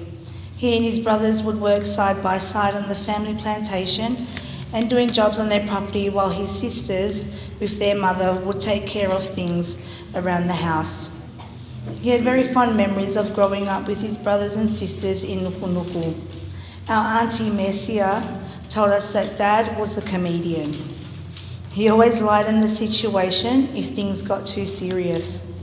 He was cheerful and had the biggest heart. Dad had a little group of friends he used to hang around with, his best friend and brother Hawati, and his friends Molonai and Wakame Lalo. Dad loved school. He loved learning. He loved climbing the bell tower in Nukunuku as a child, and when he went and visited at 62 years old, he climbed that bell again. One of our favourite stories from our dad's childhood was of a Christmas when he and his brothers would collect coconuts. For each coconut you'd get 2 cents and they'd collect 10 each to buy them Christmas treats. The danger was though that you'd get stung by wasps, and when they had collected their 10 coconuts, they realised that they didn't collect any for their sisters. So up they went back up the trees and collected those 10 coconuts for them so that they can all enjoy Christmas treats together. We love this story because it captures the sort of things our dad did, even as a kid, to help and bless others. The memories he shared about his childhood showed us how he grew up and learning to appreciate the simple things in life. He told us of the times when he and his brothers would lay in the dark while a hurricane blew outside, listening to love songs on the radio and dreaming of far-off places. Those dreams eventually would take him to New Zealand in the mid-1970s. In New Zealand, his brother Lucky and Lucky's wife Helita took care of him. Dad worked learning carpentry and upholstery. He was young and earning relatively good money, and at the time he would go and buy himself some stylish clothes. Dad always dressed well. He never left home without his comb and his aviator sunglasses. Lucky for his good sense of style, because New Zealand is where our dad met his sweetheart, our mum, Alilia. The story goes something like this. He was out with his friends one night, and in walks in this beautiful lady. Dad turns to his friends and says, "I'm going to marry that lady one day." Their eyes meet, they cross the dance floor, they take each other's hands and hold on for the next 45 years. They started their family while living in Auckland, New Zealand. There they had their 3 eldest children, Rowena Priscilla, Edna Barbara, and Elissa Neil Jr. Dad's older brother Benny had moved from New Zealand to Australia and encouraged Mum and Dad to visit him there. So they went over, and when Dad saw the landscape from his aeroplane window, he fell in love with Australia and knew that that's where he wanted to live. So in 1981, Dad and Mum and the 3 girls called Australia home. Benny was Dad's only immediate family living in Sydney. They had always been close. As a child, Benny got pretty sick and had trouble doing some things like reading and writing. Dad would often stick up for Benny when others were unkind to him. He was also the scribe for Benny's love letters. Dad may have had the beautiful penmanship, but Benny had the romantic words. Uncle Benny learned how to read with help from Dad. They both loved the scriptures and would read and study and teach from them. They were so very close, and when Benny passed away in 2006, we knew our dad felt a responsibility to love and help to care for Benny's son, our other brother, Samuel Akata. He did that well, and now we know that Dad and Uncle Benny are together again on the other side of the veil, catching up on old times. Mum had 2 more children in Australia, the 2 best looking, my brother, Will Brian Jr., who carries Dad's name, and me, Lillian Grace, the baby of the family. Dad was raised a member of the Church of Jesus Christ of Latter-day Saints, and after a period of inactivity through his youth and young adulthood, he decided to return to full activity in the church. It was New Year's Eve 1987. There was the usual family gathering with love, laughter, and a bit of liquor. Dad was not drinking that night, and when Mum asked him why, he said that he wanted to come back to church. After he made that decision, there was no looking back. This is one of the things that us kids can say of our dad, and that was he was a man of his word. That night he left one life behind and sought out a better one for his wife and for his children and for himself. By the time I was born, my family had been sealed in the temple for time and for all eternity. We had become an eternal family. On his road back, he learned to know and truly love the Saviour, Jesus Christ. Because of his experiences, he knew how to support and strengthen those that struggled and needed the healing of the atonement. Church service meant so much to Dad. Each calling he received, he fulfilled with a sense of urgency and was anxious to do good. He devoted a lot of time, energy, and love to those he served and gave without reserve. We were all fortunate enough to, at one time or another, be with him as he fulfilled the Lord's work. He would often take my brother Will or Mum with him to visit with people that needed help. He taught early morning seminary for several years, and Priscilla, Barbara, and Elissa were all fortunate enough to be his students. He served as an elders quorum president, and one time he spent hours and hours putting together a poster for the My Brother's Keeper program that he introduced. He served as bishop for the Harbord Ward for 9 years and touched the lives of many while he was serving in this role.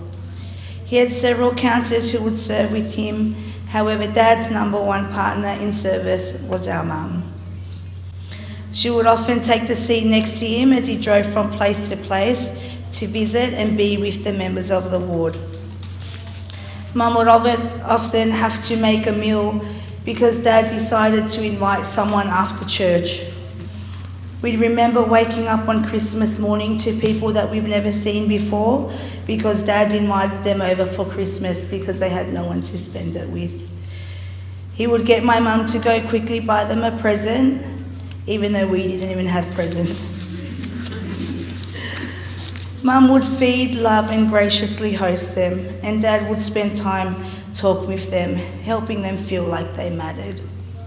Dad served in many different capacities in the church, and he took care of the young men's, taught Sunday school, was a counsellor to two wonderful bishops, Walt Elkin and Danny Hamilton. And as I mentioned earlier, was bishop for over 9 years and served with so many great men and women in that calling. He also served in the stake. His last calling was serving with John Biddle as a counsellor to his dear friend, President Badia Paki. Of all the callings Dad served in, his favourite was, without a doubt, Ward Mission Leader.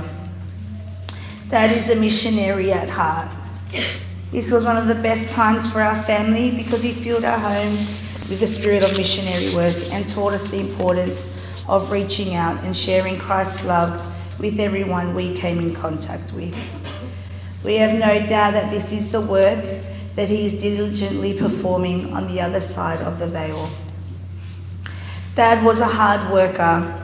There were many periods in his life where he worked more than one job to take care of our family. He taught us good work ethics, to earn an honest living, be grateful for what we have, and pay our dues where they were due. He worked many jobs throughout his life, and the latest being with Dematic, where he was for the last 20 years. He had wonderful men like Matiaki, who he sat with every day and had lunch with at work, and poor Frad that looked after him and gave him a position in the company right up until his passing. He loved his work and took pride in the work he did there. In these later years, Mum and Dad were pretty much inseparable.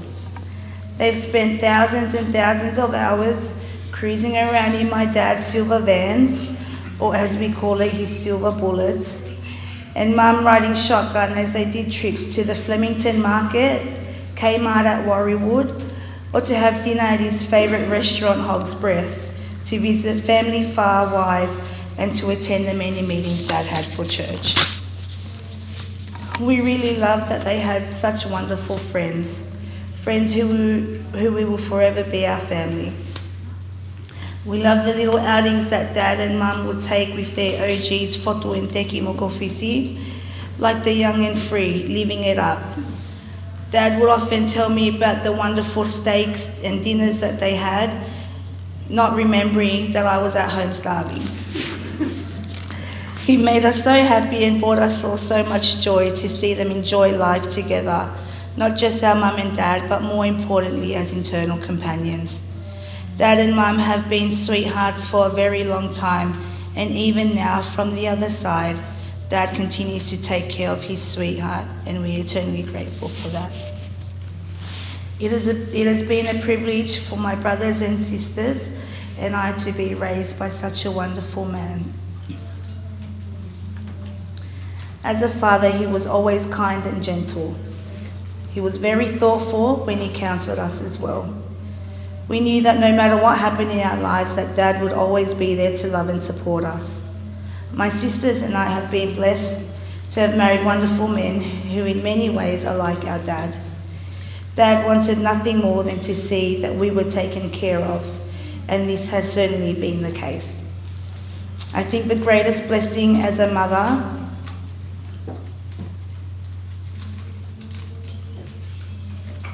is that our children have had Dad for a papa. Papa Wolfie. Every one of his grandchildren, Emily, Lachlan, Monty, Alilia, Jacob, Joseph, Summer, Charlotte, Zoe, Marley, Ami, Esther and Tiana, love him very much. So many little hearts were broken when Dad passed away because they have so many fond memories of him. Memories of sitting and eating peanuts together. Memories of Papa sharing his chewing gum or Tic Tacs or wafer sticks with them. Memories of baby blessings, baptisms and confirmations he performed for them. Memories of joy, love and laughter that will forever be with them. We all know that we will never see Dad again in this life. This does make us sad, and we mourn that this Christmas will be our first without him. But since his passing, we have constantly been reminded of his legacy, and it has been so wonderful and overwhelming. That legacy is a legacy of love. Love without restraint, love without judgment, love without end. That legacy is a legacy of service. Service to our families, service to our friends, and service to our fellow men, and most importantly, service to our God. That legacy is a legacy of faith. Faith in God, the eternal Father, and in his Son, Jesus Christ. Faith in his atonement and the ability to change and improve our lives. Faith in God's eternal plan, where we will one day be with him and all our loved ones forevermore. We'd like to express our love to you all. We have felt the strength of your love, and it has borne us through this hard time. We are so grateful for your love and generosity. We feel eternally blessed, and we know God lives. We know our dad is with him and with so many other loved ones, and that he watches over Mum and all of us from the other side of the veil. I want to thank you all for being with us, and I say these things in the name of Jesus Christ. Amen.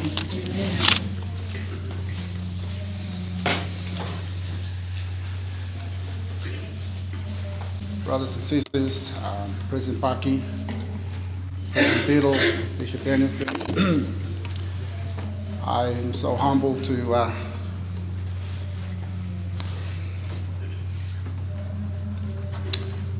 have the opportunity to say a few things about this brother of mine. And for those that are watching from near and afar,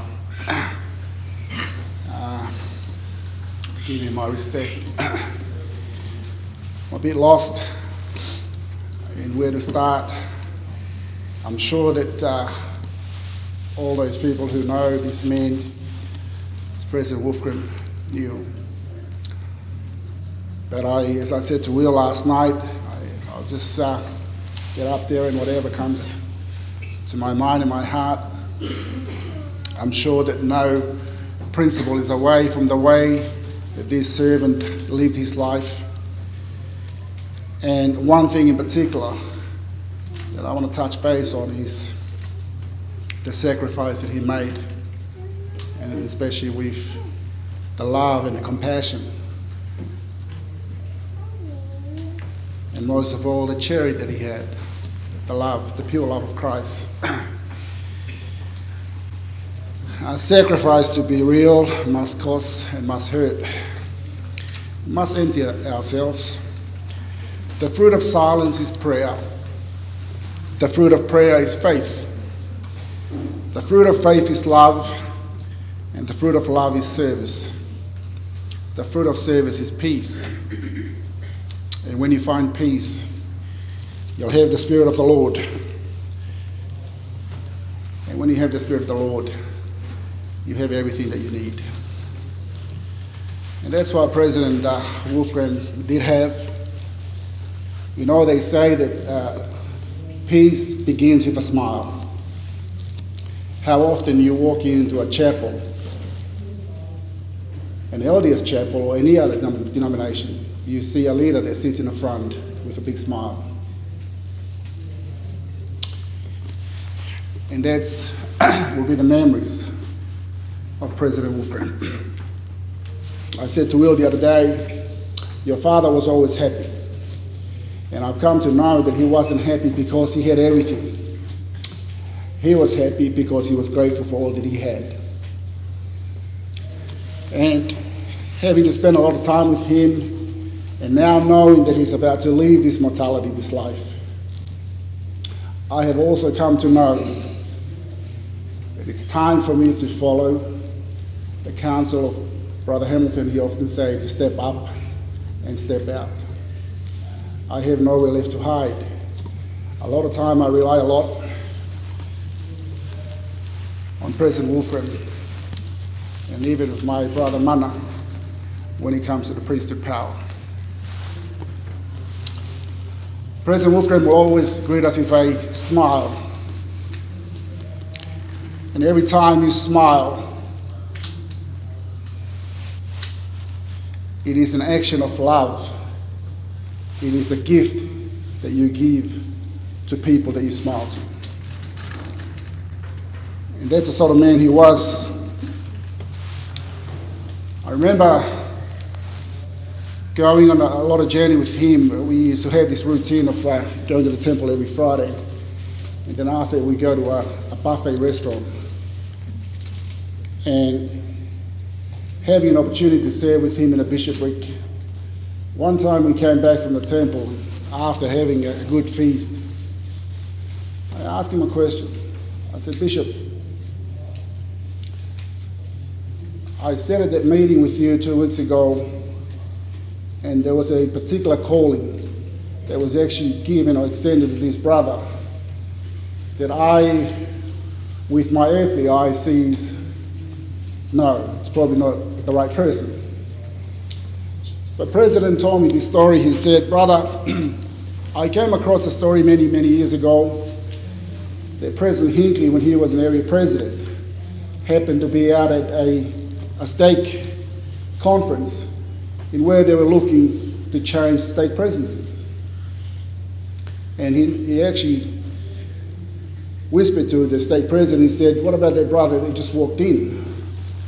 And the state president said, nah, it's too much of a risk.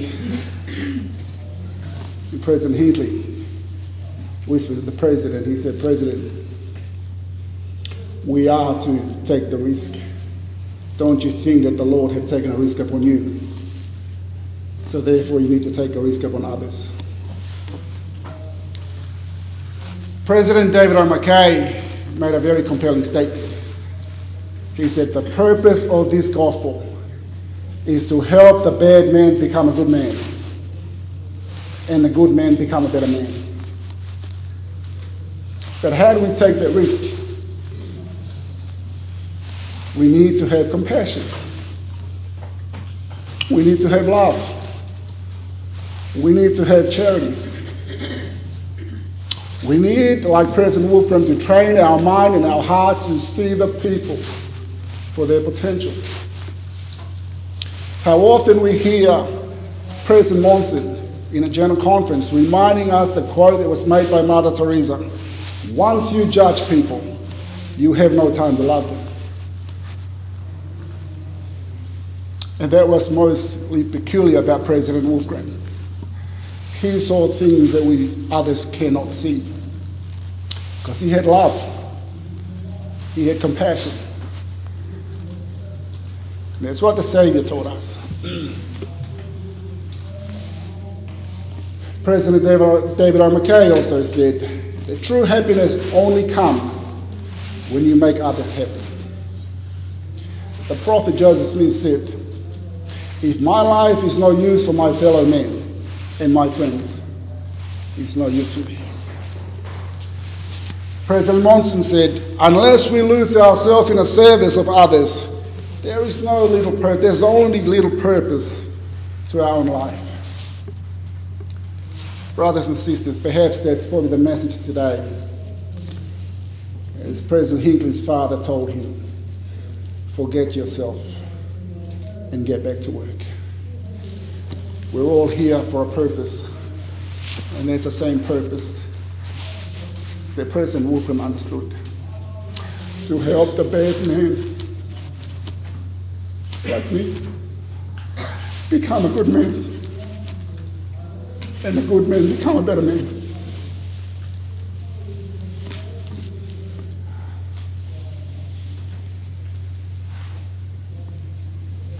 Indeed, I do agree with Grace, how much he loved his role as a ward mission leader.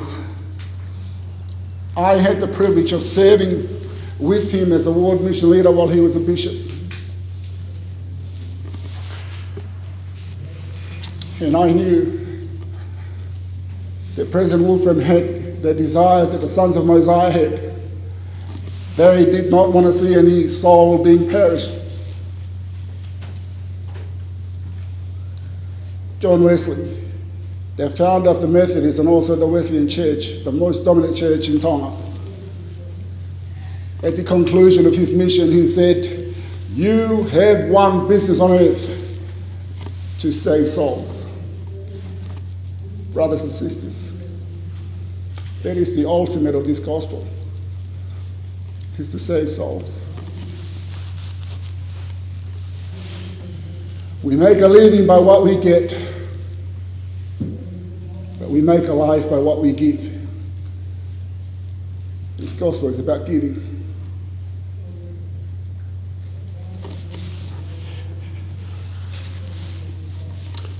And if you're giving or helping someone and expect something back in return, my brothers and sisters, you are doing business.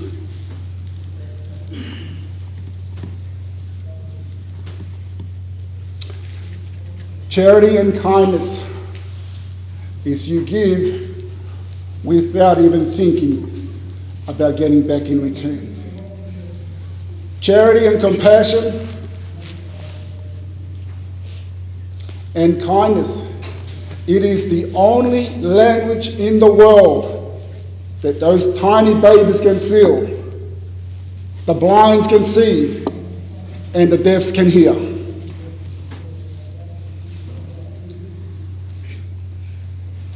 And that's what we need to have, brothers and sisters. We need to have love. We need to have compassion. If we are dreaming about turning this area and growing this area within the gospel, we need to step up and step out. The rivers cannot drink its own water. The sun cannot shine upon itself. And that is the purpose of nature. We are here for a purpose, and that purpose is to help others. And if you feel that joy, how great your joy shall be when others are happy because of you. Brothers and sisters, I know that President will be one hell of a missionary. I told him when I got the chance to see him, he's always tell missionaries coming over my home, oh, Brother Phillips is good at me, he's a great missionary work person. He loves missionaries. I said, brother, please do me a favor. Don't ever make any recommendation, because I don't want to come soon. It's too soon for me to go. I have a lot to do in here. I have a lost ground to make. Bishop Danielson here in the ward, to do whatever I can before I leave this life. Each and every one of us, we're blessed with talent. And what you do with your talent is our way of giving back to the Creator, the one who created us. Brothers and sisters, in the book of Corinthians, as Paul taught us, 1 Corinthians chapter 13, verse 13, and now abideth faith, hope, charity. These three, but the greatest of these is charity. The greatest of these is charity. Heber J. Grant said, many people imagine that charity is just giving $1 to somebody. But charity is giving love. It's what we give to people. Your greatest is not what you have, it's what you give. So I think of President Wolfgang. He touched so many lives. It is the true saying of people don't care how much you know until they know how much you care. And that's President Wolfgang. People knew how much he cared.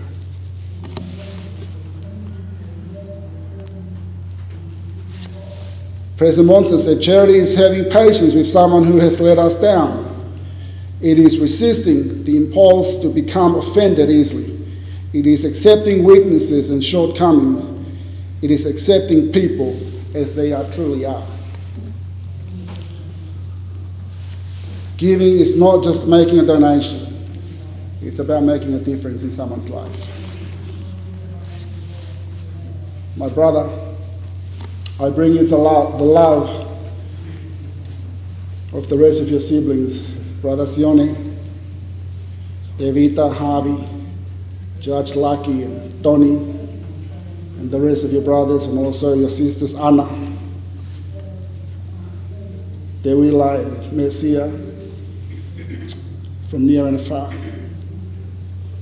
We all know where you are going. Gone are the days that I cried those tears and you dried my eyes.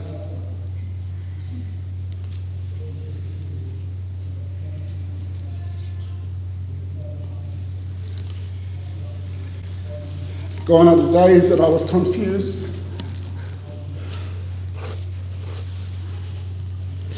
and you cleared my mind. I even came to a stage I lost my soul. And you helped me brought it back. Not only that you lifted me, but you directed me to eternity. Present because of you.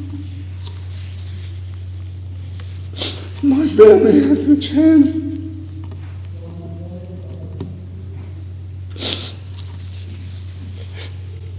Because of you, I have come to understand their family are eternal.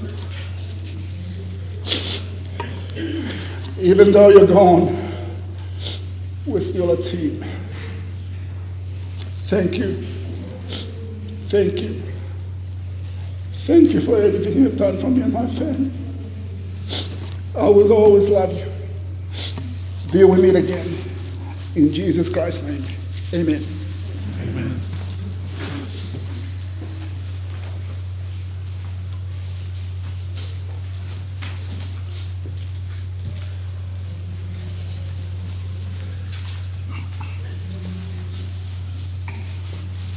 Good afternoon, everyone.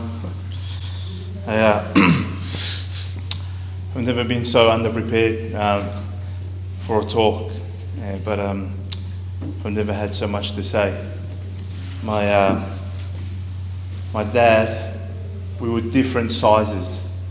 He was small, short, skinny, wore massive glasses, but he was a giant amongst men. I told my dad that I always felt that he was firm as the pillars of heaven. And even though I'm a couple of shoe sizes bigger than him, I said it would take a lot for me to fill his shoes one day.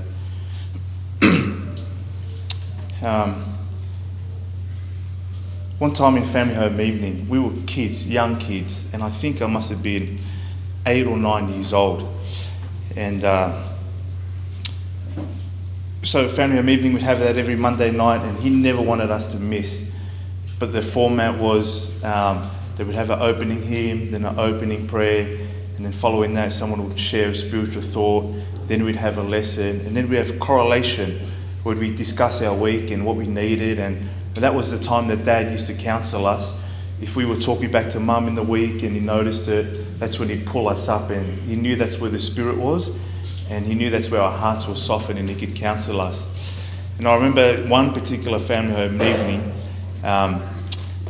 we had correlation and we all had our say, and it was Dad's turn. And Dad said, you know, you're the only other son, you're the only boy in the house, the only other boy and the only other male. He says, you're my only son. And he said, one day you'll eat this family. One day the responsibility will fall on your shoulders. And he told me I needed to prepare for that day. He even told me I needed to learn how to fight so I can protect my sisters, but I still can't fight. But he told me that as the other boy, I needed to prepare to serve as a provider and protector of the family.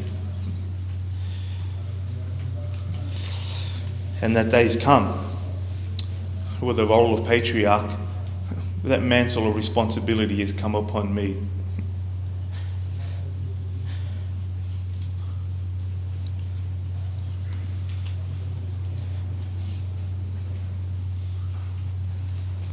But I was taught by the best. So I'm ready.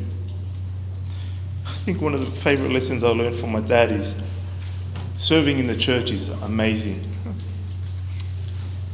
Sometimes you got to serve alone. He took me on this camp, just me and him. You'd go to Palm Beach, drop your car there, catch a boat, ferry, to the basin, and there you'd camp on a small island. I must have been 8 or 9 again, and we went on this camp. We went, it was just me and him. I remember we caught that boat over, we set up our tents, we did a bit of fishing, we walked around looking for crabs, and then slept, and then the next morning we got up, we packed our stuff and came back. Only years later did I learn that that activity was a ward activity and was for all the fathers and sons, and only me and Dad turned up.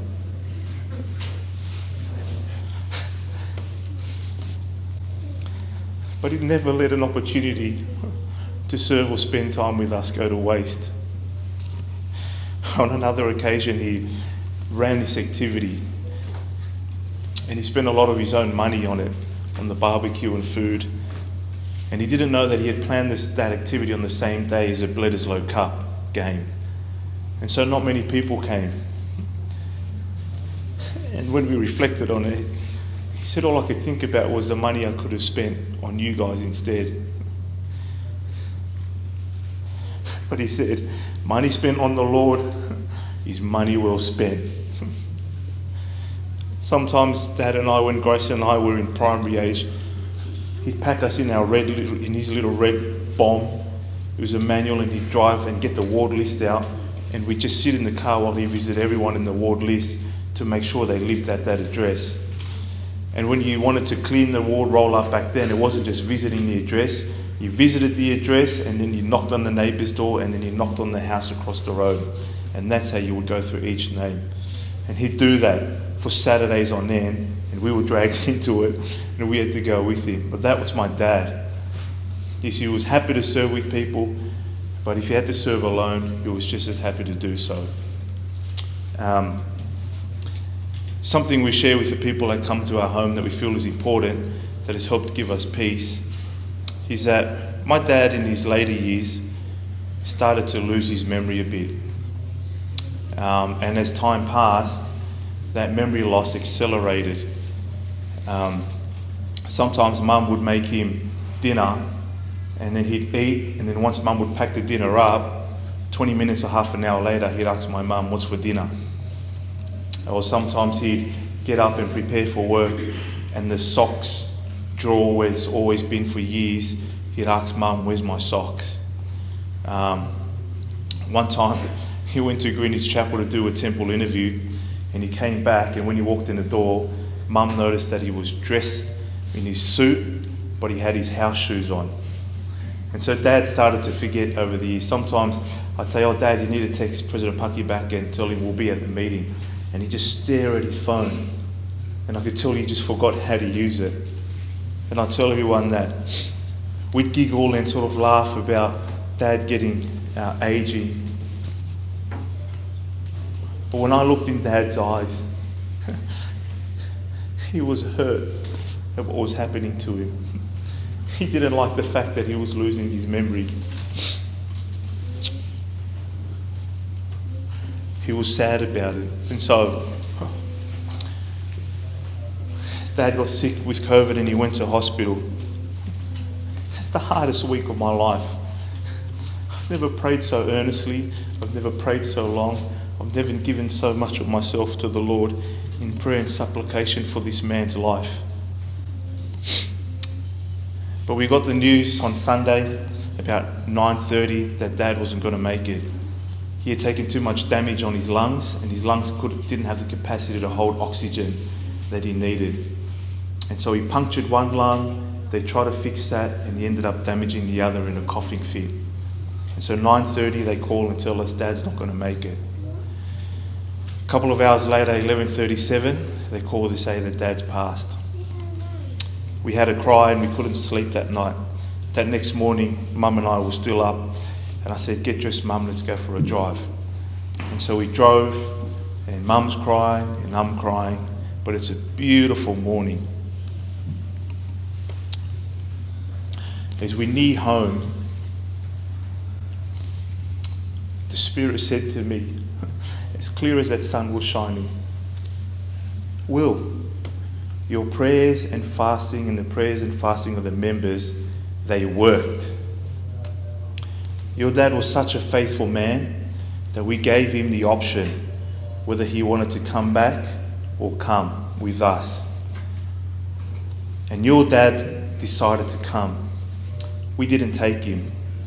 He knew because of the mental decline he was on, he could not do that to your mum, and he would not do that. And so he was so faithful that we gave him the option, and he chose what was best for his sweetheart, just as he did all his life. And so he came. Brother Mokofusi puts it, COVID didn't take President Wolfgram, it was just his ticket out of here. And so we find peace and solace knowing that Dad did what he felt was best for Mum, and he stepped beyond the veil. And along with giving me my mum as my mother, my dad gave me his name, Will Brian Wolfgram Jr.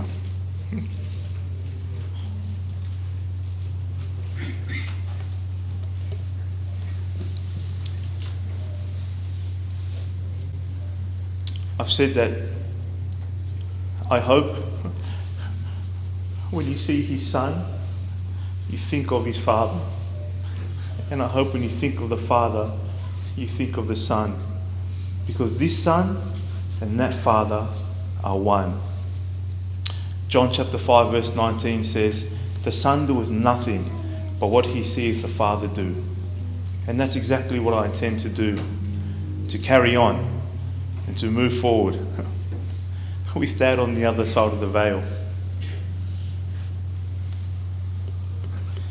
I went for a drive this morning, just by myself in preparation for today, and I spoke to Dad and I said, Dad, today's your big dance. I said, let's get the show on the road. You've got your calling and I've got mine. Let's forget ourselves and get to work. I said, don't worry about Mum, don't worry about the girls. They're my responsibility now. When Dad passed, my sister Grace had just given birth and she was isolating in hospital. And she tells us that that night when she received the news, she called the nurse and asked if her husband could come and be with her that night. But because she was isolating with COVID, they said no. So she was stuck in there by herself. She says, when Dad passed, I said, Dad, can you just stay with me tonight? I'm here by myself. And Grace said she felt my dad's presence in that room with her. Similarly, my sister Nelissa was speaking about how she was preparing her kids' clothes for the next day. And she felt that Dad had walked into the room and was with her. And I said to them, the beauty of the spirit world is there are no COVID restrictions, no policies or procedures that need to be followed. You don't need to book a ticket to fly overseas. I said, Dad could be in Atataki right now, and in the twinkling of an eye, he could be back here in Sydney. Before my dad passed, I gave him a blessing in my room. And I felt the Spirit say, give that man what he wants. So I said to Dad, Dad, what do you want? And he said, can you just give me my memory back? And so I blessed him with it. He didn't get it here, but I bear witness that he operates at full capacity where he is now.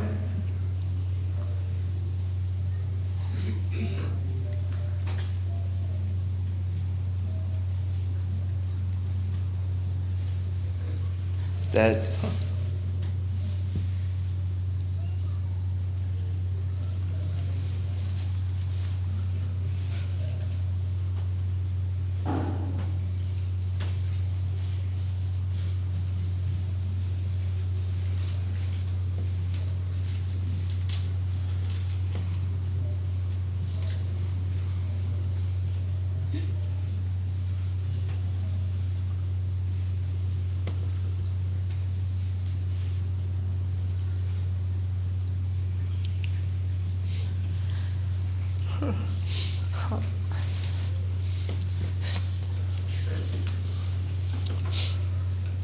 Dad, I asked the Lord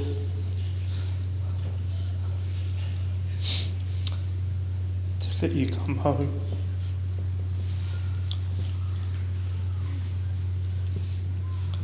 So as father and son, we can do it one more time.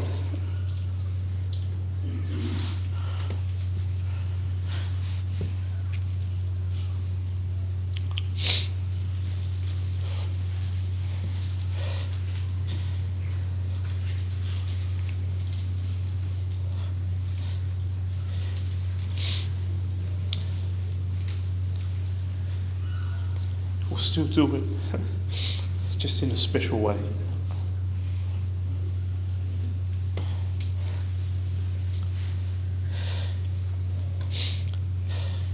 I love you, Dad.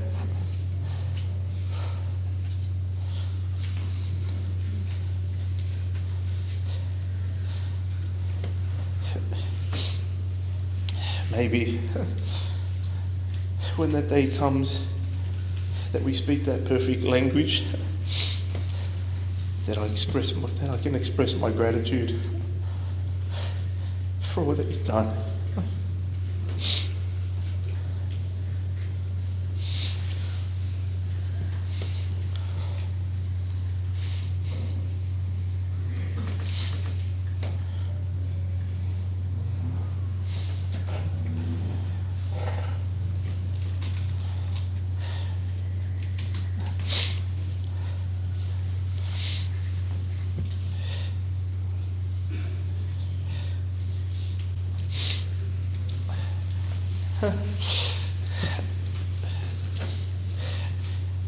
To my sisters, I love you all. To my mum, people talk about how my dad had a big heart, but that's his heartbeat. It's what kept him going.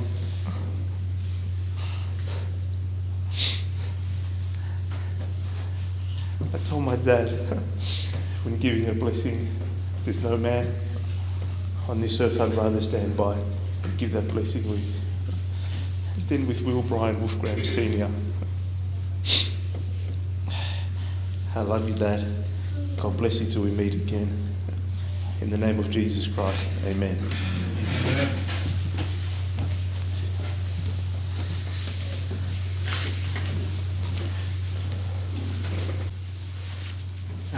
Brothers and sisters, family and friends, I'm humbled by the opportunity that I have to speak. I was quite surprised when the family asked me to speak, because I knew that there were so many people that President Wolfgram had played a part in. You know, to some he was Bishop Wolfgram, to others he was President Wolfgram, or he was uncle, he was dad, he was grandfather. Whatever the title he wore, we know that we always got the best out of President Wolfgram. I wish to share with you a couple of emotional experiences that I had with President Wolfgram, but also the experience that I've had to come to know that Jesus Christ is my Saviour.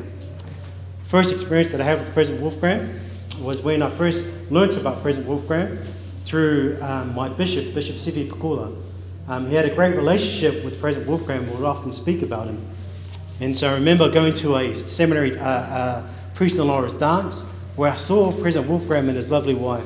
They would dance with Bishop Pakula and with Sister Pakula. I remember just seeing them and going, oh, that's Bishop Wolfgram. That's that gentle giant that they speak of. Never in a million years did I ever think that I would come and live on the northern beaches, that I would move from Campbelltown, marry my wife, go to Parramatta Stake and Fairfield Stake, and then end up here. One of the greatest experiences that I ever had was to sit at this row over here where I would practice my Tongan with Sister Wolfram. I'm not going to try my Tongan. Don't worry, Mum. Don't worry, Stella. I'm not going to swear. But I remember trying to practice my Tongan with Sister Wolfram, and she said to me that she'll get me a Tongan dictionary so that I can learn my Tongan. I remember just being with President Wolfgram in one experience. This experience changed my life. We would be asked to security FSY at Manly, and I was paired up with President Wolfgram. I never knew that President Wolfgram was less active. I never knew that. And he spoke to me how he came back to church. He said he made a decision. And he says to me, he had addictions. And he goes, Bishop, the first week was hard. The second week was hard. The third week was hard. But he said, I said to Alleluia, when I make a decision to do something, I go all in. And so President went all in. When I sent an email out to the members of the church of Freshwater Ward to pray and fast for this great man,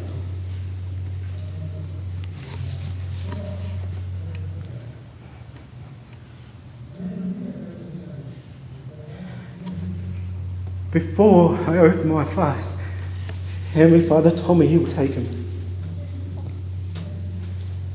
And then I said, why am I fasting? But I still fasted for those 2 days. I didn't know why, but I remember when I was told that he had passed on. I remember the morning, I got ready, I got into my suit, did what my wife told me to do, went to the Wolfgram home. I sat down there and I was absolutely shocked at how the Lord answered our prayers. And the experience that his son just gave us, I knew that God lived. And I know that his promises are sure. There's often a saying and a quote that I learned as I became a bishop of Freshwater Ward. 80% of my members are Tongan. They would say, there's no great love than a Tongan's love.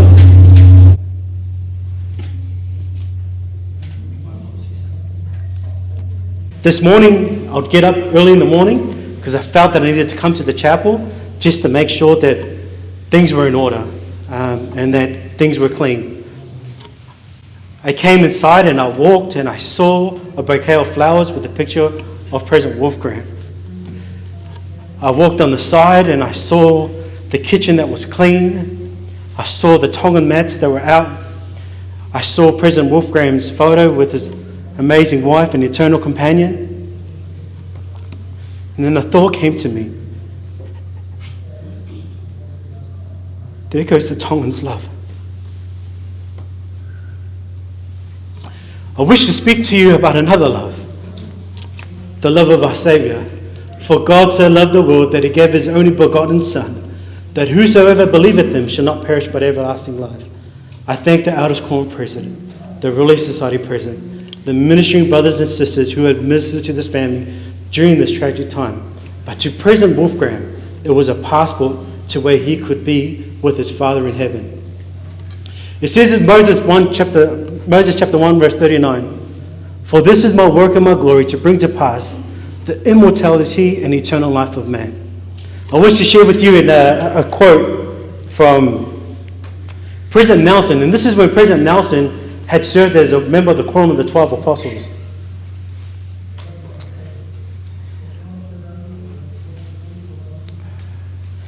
He speaks about mourning. He says, irrespective of age, we mourn for those loved and lost. Mourning is one of the deepest expressions of pure love. It is a natural response in complete accord with divine commandment. Thou shalt love together in love, insomuch that thou shalt weep for the loss of them that die.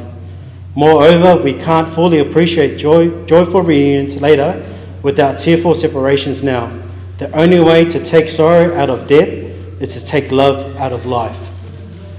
To President Wolfgram, I promise you as a bishop for Freshwater Ward, I will look after your wife as she sits side by side with the many widows who are strong to the faith, and I will serve them unconditionally. I know God's love is unconditional. He is my Saviour and He is present. In the second name of Jesus Christ, amen. Our closing remarks will be from our presiding officer, President Paki. Following President Paki's remarks, we will then hear a closing hymn, which is a pre-recorded hymn of God Be With You Till We Meet Again. Following that hymn, we will then invite Brother Simisi Lord Favour to give us a closing prayer. We ask family and friends, after the prayer of Brother Lord Favour, the family wish to show us light show, so we ask that you just remain reverent as the slideshow has been shown. President Paki.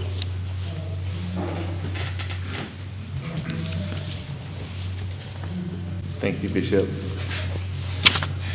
Alleluia, Priscilla, Will, Grace, I know Melissa's online as well, and so is Barb. It's my privilege to be able to address the congregation, to let them know how much I loved serving with your father, with your husband, with your grandfather. He was a giant of a man. There may be some people who might be watching and after hearing the use of the term President Wolfgram, may be wondering if they've clicked on the right link for the right funeral. And if this applies to you, then perhaps I'll just explain why we refer to Will Brian Wolfgram as President. And in doing so, perhaps outline my cherished relationship with this wonderful gentleman. In our faith, the administration of the church is presided over by different councils of lay clergymen and women, people who voluntarily give up their time in the service of others, people who hold a 8-hour day job. I was going to say a 9-to-5 job, but I realised how early President Wolfgram would start his work. And then give up an evening or weekends to run this large organisation. A stake is a group of around about 1,200 members and is the equivalent to a diocese, and the executive clergymen who preside over a stake are made up of 3 men, whom we assign the title President. Will Wolfgram was a member of the Harbour Stake Presidency. He served with John Biddle and myself for the past 5.5 years. As part of his calling, President Wolfgram got to serve and work with many, many people around Sydney, providing spiritual counsel, guidance and support. None more received that love, guidance and support than President Biddle and I. His particular area of responsibility in our stake was the youth program. Here he spent many hours attending camps, dances, firesides or evening meetings. He loved the youth and they loved him. He devoted much time in the study of the scriptures and church policy, and he was always eager to learn, to be better, because he knew that the more he learnt, the more he could give the youth. On a weekly basis, he would give over 12 hours of his time in study, meetings and interviews. On numerous occasions, after our weekly Wednesday night presidency meeting, he and I would talk for an hour or 2, or possibly longer, until he got a call from Alleluia asking him where he was. He would always answer the call, agree that the time was getting along, and we would promptly end our cherished discussions and go home. It was always beautiful to watch how he and Alleluia would talk to each other. They always seemed to be sharing a private joke, and they were always generous enough to let you in on it if you were interested. About 2 years ago, I could see how the workload of his calling was causing some stress in his life. He was finding that the meetings were covering too much and going too fast, and so he had taken to recording the meetings. He'd take a dictaphone to our meetings. He'd record the meetings and re-listen to it afterwards. This helped, but it meant instead of 12 hours a week, he was pulling a lot more than that. It was around this time that I ran the idea with him of calling Will Jr. as his executive assistant. He was over the moon. He would get to spend more time with his son. They would travel and attend the same meetings together and benefit from talking about these meetings afterwards. Will Jr. had experience in leadership positions in the church already, so I advised President Wolfgram to give a lot of your calling to Will Jr. Let him run the meetings and you can sit back, listen and speak when you feel like it. This changed how he served. Now he could move faster in his calling than ever before. I look at it now and surely this was a tender mercy of the Lord to have him work so close with his son during these past couple of years. We are children of a loving Heavenly Father. He has allowed us to come to earth to be tried and tested, to gain bodies, to live in families, and to eventually return to Him when we die. Heavenly Father made it possible for us to return to Him through His Son, Jesus Christ, and his atoning sacrifice. Jesus Christ is our Saviour, our Redeemer. For as in Adam all die, even so in Christ shall all be made alive. Because of Christ we will live again. I was thinking about President Wolfgram's passing, of him returning to that God who gave him life. I can't help thinking that after being welcomed by the Saviour, he quickly asked to see his family, but especially those of his family who weren't as faithful in this life as he was. I then imagined him getting straight back to work in his Christ-like service of teaching and blessing others, but now on the other side of the veil. Now without the need of a recorder or an executive assistant. President Wolfgram entered the next life with his sleeves rolled up, his shoulder to the wheel, ready to work, ready to serve, ready to bless. There was no surprise to him of where he was in his divine mission in the life after this. One message that we learn from the parables of the talents that Christ taught is that we won't be held accountable for what we have, rather we'll be held accountable for what we've done with what we've received. Here is a man who returned to the Lord far more than he was given. He gave his life in the service of others, and by so doing was in the service of his God. He uplifted us. He made us better, and we are now poorer without him being with us. We can only strive to follow his example, to remember and honour his legacy. He once asked me what specifically I wanted from him in his calling as a councillor in the stake presidency. President Biddle and I always felt, as I'm sure the rest of the stake would agree, President Wolfgram was the Christ-like example that guided the stake presidency's decisions. I can't think of meeting too many people who exemplified the Saviour Jesus Christ than my dear friend Will Brian Wolfgram. He offered his testimony of the Saviour Jesus Christ in his actions, at work, at home and at church. If you are not a member of the Church of Jesus Christ of Latter-day Saints, if you are unsure who Jesus Christ is, and the only member of this faith that you've met was President Wolfgram, then you know more about the characteristics of Jesus Christ than what a lifetime of reading can teach you. I know as President Wolfgram did that Jesus Christ lives. This is his restored gospel on the earth today, that the restoration of priesthood blessings and ordinances by the prophet Joseph Smith allows us to be sealed as families forever. The promise of the resurrection is that we will see our loved ones again.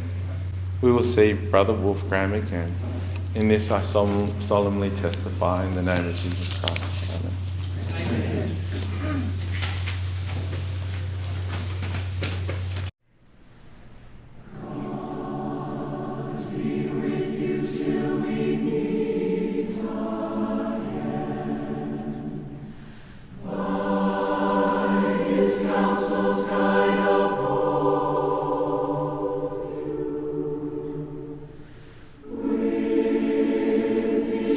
Securely for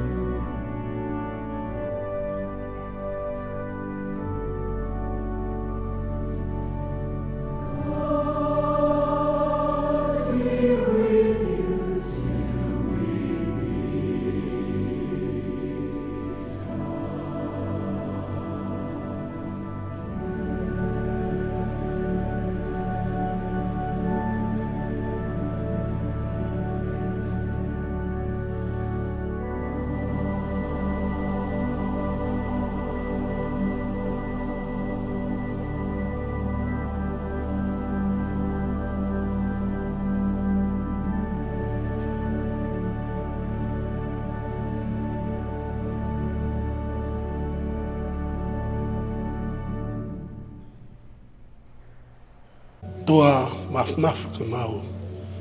Tamai ta ngata e Fiona. Mau tulolo atu e hawanu atu e whakapapa. Mo e whakawhetai i o awhio. Ko ngahi tāpua ki whakalangi o ke tāpua kina aki mau tolu. Mau inasi ai mo mau ngahi family. Mau whakamalo ke te koe ko e whakanofo ko ke whai ke mau mo ui. E la vai ke ako te kina ki mau tolu o ngoko lelei ke mau ilo. O kia e aho ke whanau i mai, e ia e aho ke pekia. Ko ia e mau i heni ai e tamai, ke mau whakaheke heka, pia mau whakamāwai, mo e taha ho ngāhi whoha, nā ke tuku mai, pia mo ki mau tolu ke mau whiohi, i he ngāhi taulahi e mau mo ui, pia kua to e hoko mai ho ui mā oni oni, pia ke to o atu ia mea te ki mau tolu. Ko ia e mau whakatahataha he roani ke atua e whakawhetai mo e whakamalo ke te koe. Ko hui ko ngahi tāpu aki ke he kehe, ke tāpu kina aki ki mau tolu, pia mau ilo, ai hala o e mo ui. Nā ke tuku mai e toko tahani ke ne whakatupu ha whaamiri, pia mo ha ofa anga, ke kakano pēta, mo e whānau, mo e whangamoko puna. Pea kua hoko e ne mo ui ta mai, ko e whai take anga le leia, kia te ki mau tolu hono kātoa. Pea e mau hangatu ke o awhio he o wani, o mua na ke lau e mau tangi, o mua na lau ko a mau hanu, ko hui he na ke ngau ki mau tolu ke mau whiohi, e mau nofo whakataha, e mau nofo whiofo o whanu. Na kua mooni e pēteri ake, ko mau whehu ia hange kua ke aia e mea tā kia te ki mau tolu. Kai whakawhetai he kua ko i ki mau tolu he o ngongo lelei, ke mau ilo, ai palani mahu inga mo maa oni ai a Fiona, ko tuku mai kia te ki mau tolu. Pea ku mahino he whiawhini e o tua ko e mau lo tūta ko e mau whanongo tala noa pe. Kai whakawhetai. Ko tāpu kina ki mau tolu e ngāhi tō wholofola ko whai e o wana koe ni. Ke ako ne kina i ki mau tolu ke mahino e whakanofo e mo ui. Mau kore ka te koe ki ke tāpu kina e waifi ka mai ki whanau. Pefo ke whamiri hono katoa. Tāpu kina e pai stand for steiki ka mai pisope. Ka mai ki mau tolu e ka inga lotu me ngahi maheni kotoa pe. Tuku mua ke mau lawa atu e ahoni o whakaheke heka. Aho foha ko e ni, ki hono whala kere kere, he kua ke ui a ke whoke atu ki hea Fiona. Tāpu kina ki mau tau tāu taha, e mau mau ai peha mo ui le lei, pea ke hoko e aho ko e ni, ke mau takitaha whakamau popo mu aho mau ngahi whamiri, pea ke mau whoke atu ki hea Fiona. E hoko mai e ngahi aho peheni ke mau mo ui, o mau mateu ke tari ho awhio. Ta mai e tāpe kina ki mau tolu, ka toa ngā poloklama e aho koe ni, ke kaua e ho lau maari e. Tāpe kina pe whakamole mole ki mau tolu, he ngai tōno hoko. Ka ke tāpe kina ki mau tolu, ke mau hoko e be koe mea ngau e a Fiona, taim ko toa be mau mo ui. Koe lotu ia mo e huok mau whai, wafa aro siso klaisi. Amen.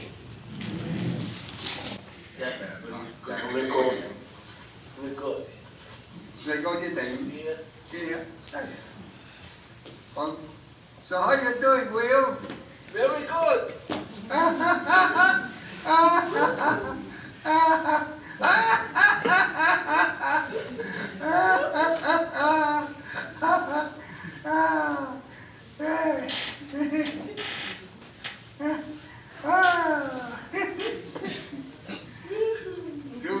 Too good. Yeah, so what, you enjoying your visit? Very much, yes.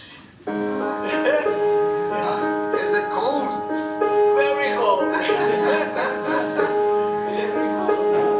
Oh Lord, my God,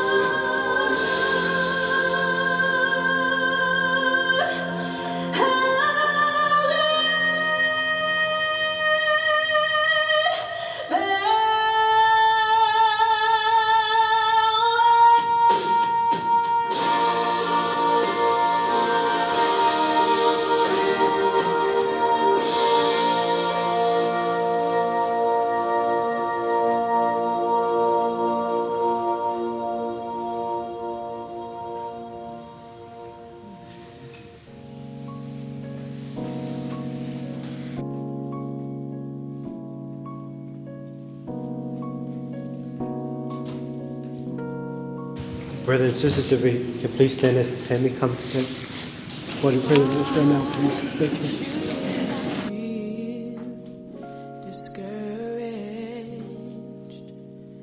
Why should the shadows come?